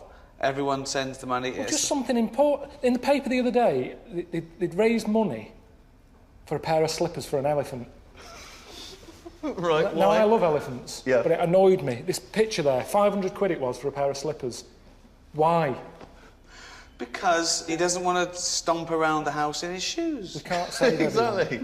And sometimes he wears them over to the newsagent. You shouldn't go out in slippers. I have for shoes in the house. Right. And then that's what happens. It will nip out with them on. Then next year, the elephant needs slippers again. pass hand out again. In the street, there's always people. London, it's a nightmare. Honestly, you'd What, the nip people out. with the clipboard? Yeah, you couldn't avoid them. You cross the road, there's another one there. What am I going to do? I mean, a lot of the time, I think it's harder if you're a woman, a young woman, because the bloke's got them things on, Greenpeace or whatever, deafkids.com, and they normally approach young women and they use it as a bit of a chatting up thing. You know, look at me, I'm a good bloke, doing a bit for charity. It's always with a good-looking woman, not like some toad-looking woman. He's always a good looker. Now, why is that? There's no evidence that says a good-looking woman's got more money. If you're watching this and you haven't been stopped regularly to give charity, you probably look like a toad. Red Cross, they've got more out of me. They keep calling up now, they've got my number. Whenever there's a problem in the world, that phone isn't for me anymore. It's no use for me. It's just like the sort of Mother Teresa line. She's dead, who else can help us? Well, we've got Karl's number, give him a call. He's got a few quid. Honestly, that's how it seems every time. But I've told you, help the aged. You sign up, you give them your bank details. You're going to be looking after Edna. And they give you a little picture of Edna. She's sat there with one of those sort of pennies on. It tells you what it's going towards. Pay you £10. That will go towards keeping Edna warm, right? Get another pack, about a month later, open it up, there's Edna, she's got a tan. So that's what they're doing with the money, not just keeping her warm, popping the gas on, sending her away on holiday. If they sent me a letter saying Edna's going on holiday, I'm not putting money towards that, I'm paying for a gas bill. And that's what puts you off charity. The more you find out, the more you sort of turn against it. So you're saying it could be a con? Well, you do have to be careful with a lot of charities. Yeah, I'm sure this one's legit and money's going to the right places. But you never know. Now, I understand the cynicism. It's a drop in the ocean. It doesn't solve anything. It's people showing off on telly, right? Trying to get a bit of kudos, whatever, right? But what is nice is the ordinary people who do give so generously, and they're moved, and they might not have a lot of money themselves. Even people on welfare benefit, they're on the dole, or they haven't worked, they hand over a £5 to someone. Isn't that heartwarming? People on the dole hand over money? Yeah. Well, that's easy. That's not their money to give away, is it? No, it is. You give me some of your money, I'll give it away. That's easy. It's when you've been working all week, got a boss moaning in your ear, quick, we've got to get this done, can I have holiday? No, you can't, we've got a deadline to meet. But I've booked holiday now, my wife wants to go away, we've got a big order on plumbing supplies. What's the order coming in? It's a big order from abroad. What do they want? Extra U-bends. Oh, come on, how many U-bends do we need? No, we need to get it done. But it's Get Friday. back to work, right? Now, you need a holiday more than anyone. If they're on the dole, they're not stressed out. It's not their money. I can give money away that isn't mine. Karl, what do you make of Comic Relief Night itself? Do you watch? Does it make you laugh? I just feel like it goes on too long. You know, and they keep saying, this is the figure, we're after. Let's beat last year's. Well, no, let's not. Let's not beat last year's. Okay. Because then next year you'll want even more. I said, let's have a bit of a lull. An all-time low this year. Let's try and do that. So next year it's easier to crack. I've always thought that. It's tricky, this, because it does look like I'm having a go. No. All I'm saying is, if you haven't got that much money, the money you have got, you spend wisely. Over in Africa, you've got the all-time high, 50 million. Well, let's go mental. No, let's not go mental. Just give them a few million, see how they get on. Right. Give generously, but not too generously, because tonight we want an all-time low. Thank you. Well, I'll tell you more than that, Rick. You're going to need some time off just to have a little breather, because I know how hard you work. And you, mate. Well, thanks, mate, but I mean, you blinking work hard. But Karl's been on holiday again, hasn't he? Oh, yeah, that's right, yeah, because, Karl, you don't do anything. And you have weekends off. You take at least 5 or 6 weeks holiday a year, even though you haven't got a job now, you're meant to be doing this, and yet you still go on your whole life's a holiday, basically. Yeah, why do you need a holiday? You potter around... Your big day last week was going to the cobblers, so... Why do you need a break so much this week? It's just that, it's good for your brain and that, isn't it? It opens it up a bit. You are not evidence for that. Where did you go? Gran Canaria. For a week? Yeah. Just sitting around? Well, there isn't much else to do at Gran Canaria. I mean, I don't want to go slagging a place off, because every time I seem to talk about somewhere, get into trouble for it. Right. But it's just like a big rock. It's just volcanic, innit? And you must have looked like a little barnacle on that. Have you been there before? Been near it before, to another rock. Which was just... Well, what, you'd actually think this spring, why did you go back? Because you think, well, they can't have loads of these islands that are the same, like just a big rock with hotels on. They can't get away with it. So you think, they well, obviously the next are one, getting away with it. But why do you keep going to these places that are rocks? Why don't you investigate first? Ask your travel agent, is this a giant rock? Because that's what you do, innit? You go and find out yourself. I mean, when Armstrong went to the moon, what was he expecting up there? That's a fact that it's a big rock, and he still went all that way. I don't know what that point was. No, so what I'm saying is, though, sometimes... Tell us about the moon landing. As you started, what do you know about that? You know, because I mean, so far you've given us a lot of insight into the moon landing. So there was Armstrong. There was Armstrong and that. Yeah. There was a fella called Buzz. Yeah. And another bloke. Yeah. Poor bastard. Yeah, never remembered. Yeah, go on. And they went up there, got out. 2 of them did. One of them didn't bother. The one whose name, don't know who he was. Didn't even get out, stretch his legs, right? Went all that way. They had a potter about, had a wander, came back again. Yeah. So, that's all you need to know, isn't it? Yeah. And in your opinion, pointless? To me, yeah. But to them, I'm sure they had a good time, and that's what I'm saying. Sometimes you just take the risk, don't you? Go and visit a place, make up your own mind. And so, what do you make of this place? You enjoy it, Gran Canaria? It was just a big rock, but did you... I bet the moon was better. Really? What did you do? It was just, it's one of them, it was a big hotel, which is, that's where I made a mistake. It was one of those, like, big, massive places where there's loads of people, and, you go for your dinner. That describes a hotel. Yeah. To me. You've nailed that. I've been to a few, that sounds like it. No, but, do you know what I mean, though? There's the nice small ones where it's just enough people, but this is, like, mental. And it was all, it was full of old people, really. Oh. I mean, that's probably why it's called Gran Canaria, right? Because there's just old people. Yeah, right. But what I thought I'd start doing is start a diary. Okay, why? Just because I sort of had a bit of time on my hands and that. Just thought, write it down, write stuff down. And do you hope that this one day will become one of the great literary documents like Samuel Pepys' diary? I haven't heard of that. Is it any good? You've never heard of Samuel Pepys' diary? No, the most famous diary other than probably Anne Frank's. I've heard of Anne Frank's and that, and I thought if she's sat in a loft, knocking stuff up, not much going on in her life at that point, yet she was still writing it down. Yeah, whereas you've been to Gran Canaria, yeah. I thought, so there is stuff going on that I can chat about. Start a diary. Sure. You started a diary? Yeah. And what are you going to do? Did you keep it up every day? Yeah, just... Oh, can I read it, please? Well, a diary is meant to be sort of... Please, can I read some out on this podcast? Karl... Some of it, though, is only relevant to me. It's sort of... Oh, this is... Please, give me it. Oh, my God. I mean, this isn't... I haven't just... Look how big it is! Oh, my God. Desk diary. It's huge. It's about a foot long, and it's Oh, that is amazing. Imagine if Anne Frank's had been like that. She got out... Right. Everyone would have heard it clang down on the desk. Yeah, but my writing's quite big, isn't it? Oh, look, give us that. Do you know about joined up writing? Have you heard about that? There's no point. Sometimes you can't read it, can you? So it's best okay.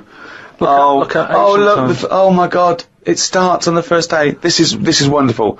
Going on holiday to Gran Canaria today. Woke up to the news that Tony Banks had died.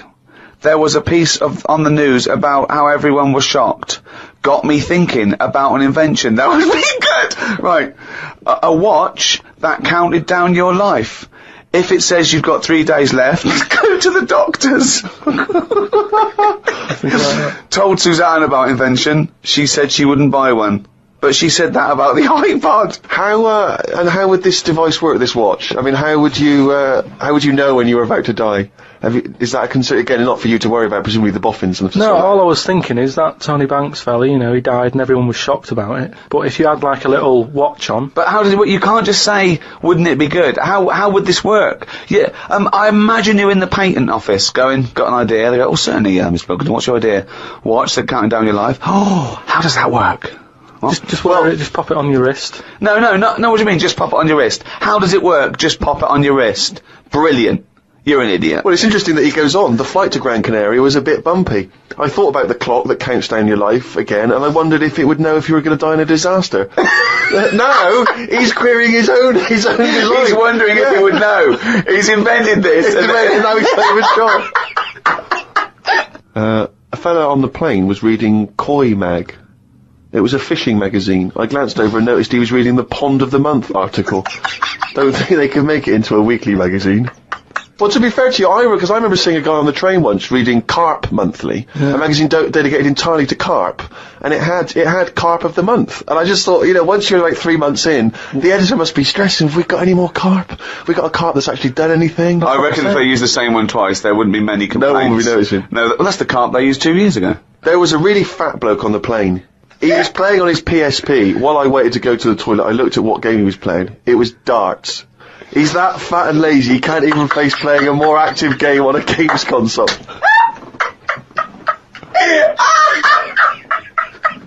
Me and Suzanne got off the coach along with a couple of old people. One of them was in a wheelchair. I don't think it was wise of them to come to a volcanic island with a wheelchair. Everywhere's pretty rough paving and slopey. Guess I'll keep an eye on it as the weeks go on. Day 2 in Gran Canaria. Brilliant, we're only at day 2. The hotel's a bit odd. I've never seen as many cross-eyed people in one location. That's amazing! Well, you may let me read on a bit more. No, this is amazing. Well, come back. This is a brilliant diary. This might be the best diary ever written. Oh. While sat listening to the Kinks on my iPod, I wondered if everybody thinks in their accent. I know I do. What's this? What are you talking about?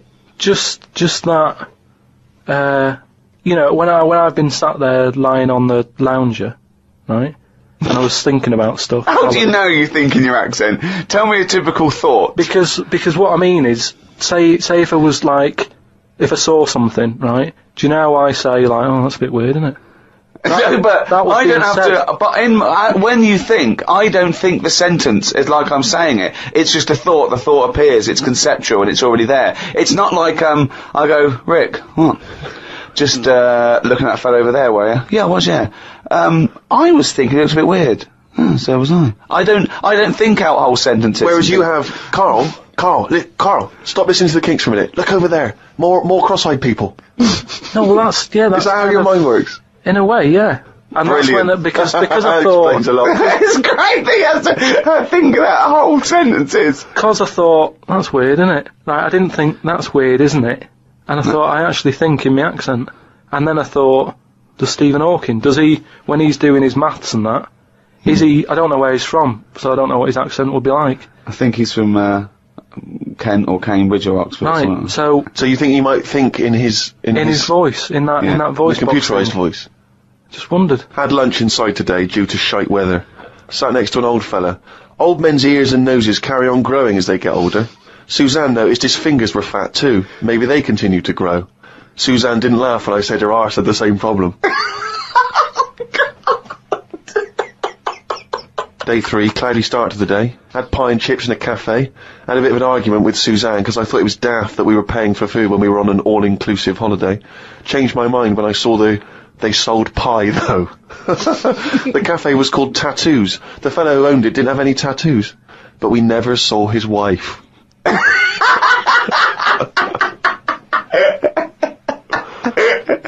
Oh, brilliant. Had a drink in a bar. Everyone sat and watched one of the local cats lick its bollocks. It's the greatest holiday in the world! That's the entertainment in that town. Went back to the hotel and had a sleep before tea. I love the fact you're moaning about old people, but you're just as bad. You've done nothing so far. He's done nothing, he's got a big hip. Oh, God. Woke up to news about ducks being badly treated. There was a really ugly one with bent legs. I'm gonna die. Why does he write this down? Oh, God. Oh. There is a fat bloke from Bolton who is in the pool as I write this. He's got a big tattoo on his back, but I can't work out what it is. ... He just got out of the pool and burped. You just felt like you had to keep us abreast of that. Everything's in the diary. I just seen it get to the point where you're going, breathed in, yeah, breathed out again. There was a big fat fella in the sea who kept his t-shirt on. If you're big and fat, is there more chance of you getting burnt because there's more of you on show? I asked Suzanne and she said she didn't know in that sort of not listening kind of way. I wanted to hang about to see if the fat bloke was going to get in the kayak, but Suzanne said we had to head back. Just let him wait in to see if he's going to capsize. We go home today, so we got up early to get the last bit of cloud. No, it's just that it wasn't. It's not that sunny all the time. I mean, I was sat in weather that if it was like that here, there's no way I'd be sat in the garden. But because you're on holiday, it's like, well, we got to sit in it. Put your coat on. So are you going to continue to write this diary? Every single day? It's amazing. Keep this diary up. It's amazing. No, I will keep it up, because what I find as well is, I think earlier on, before I went away, I think I did learn something, and because I wrote it down, I remembered it a bit better. So... What was that? I just was thinking then, I forgot it now, but but I remembered looking back at it and not having to read it all, because I remembered the end of it before I read it, if you know what I mean. I have no idea what you're talking about. Well, if you've enjoyed the diary of Karl Pilkington, more next week, I hope. Another week's worth. That's amazing. I'm going to try and get that published. We'll put the odd page up on the web. Go to rickygervais.com. Don't forget to register there as well, so we can email you and let you know what's happening. Brilliant. It's not my sort of thing, singing and dancing. We've got enough singers and dancers anyway in the country. Why we still have Pop Idol and X Factor? Everyone's singing. I mean, this is a school. Look at them. They're not doing English and maths. Piss-arsing about, jumping to Van Halen. Where's the doctors? The plumbers? When I had a problem with my boiler, I had to wait 2 weeks because no plumbers about. If I need someone to come around and sing and dance, loads of them. But we've got enough.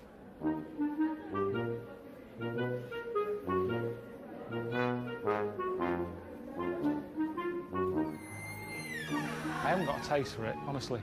This isn't like a big life-changing moment. Oh, Karl's finally found his destiny. I don't want to do this.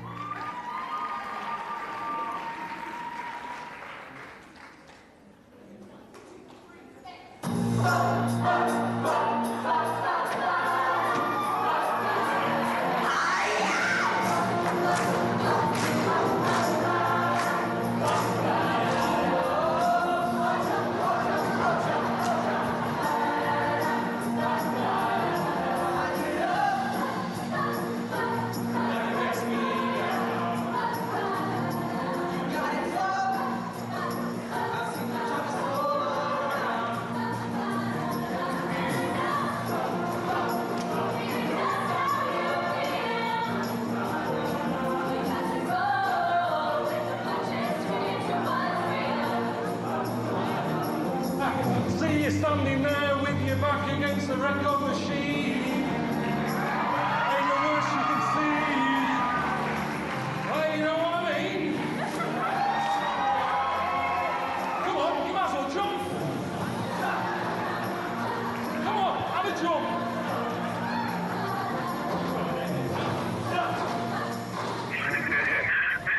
I can't imagine you singing. I've never been that embarrassed.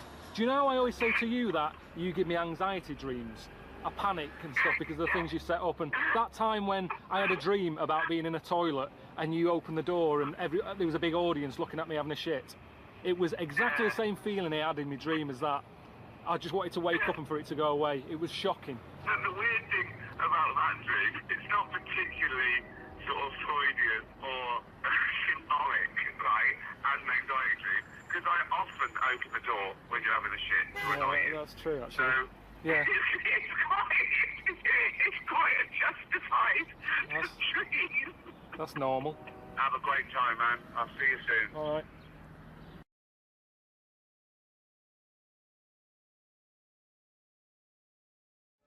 We've just recorded T4. It's stressful for you, isn't it? Well, stressful. Yeah. Don't enjoy. You see, I've never done interviews for a job or anything. No. And that's what that feels like. You've got to impress them. It's that thing at the moment of a USP. What's your USP? Yeah. One of Suzanne's mates got a son. Yeah. Who's must be 16 or something. Yeah. Went for a job interview at Waitrose. That's what they asked him. What's your USP? Really? Stacking beans. Yeah. You don't need a USP for that. You didn't even want a job, did you? You didn't even go to school. Yeah, I didn't like school. There was no payback there for me at school. Of course, what education is the payback? They didn't teach me anything of any use. I'll tell you what they should do at school. I'll tell you where I learnt most stuff from. Go on. Bullseye. Jim Bowen. General knowledge. There's a maths bit in it where you're adding up. Yeah. Spelling. Let's see if Bully's. Let's check it with Bully. Although current affairs would have them in trouble, wouldn't it? But you don't really need to know current affairs. I think Because they change. They change. Yeah. And, yeah. Are you listening, kids? You don't need to know current affairs. You don't need to go to school. You need to get Challenge TV. What advice would you give to kids today? Is someone watching there, they're, I don't know, 13, 14, maybe worried about exams? What am I going to do? We're not with my worrying life? that much, are they? They're sat on the internet like that watching this. Turn that off for the start. That's a starting point. Okay, well, not yet though. Don't turn it off yet, because Uncle Karl is going to give you advice. I'll play a young kid, a young teenager, right? Right, and you've got to inflame my quest for knowledge, my quest for excellence, my quest for achievement. Okay, right? All right, Karl. Right. What do you think about when you sat there now? Just nothing. Just thinking that I wish I was sitting here more. In a way, I'm sitting here now. I feel I wish I was sitting here more. Yeah, I couldn't handle a kid like that, to be honest. You're that gormless. I mean, is today's youth like that? Don't give up. Don't give up. Okay. Okay. Right. What if I was like this? Right. Right. Right, Karl. I'm fed up. I don't want to do anything with my life. Life's never going to get any better for me. Well, maybe it isn't, actually. If you're like this... No, you can, because there's no point building you up and making you have this dream that you're going to be a professor or something if you look like that. There's more divs in the world at the end of the day. And sometimes we have to accept that there is kids at home watching this who are like that. They're probably going, oh, yeah, it's like me. They are like that, and they're not going to get anywhere. So there's no point building them up and saying, don't be like that. You could be a lawyer, you could be a solicitor. They're not going to be. There's a lot of idiots in the world. So, live with it.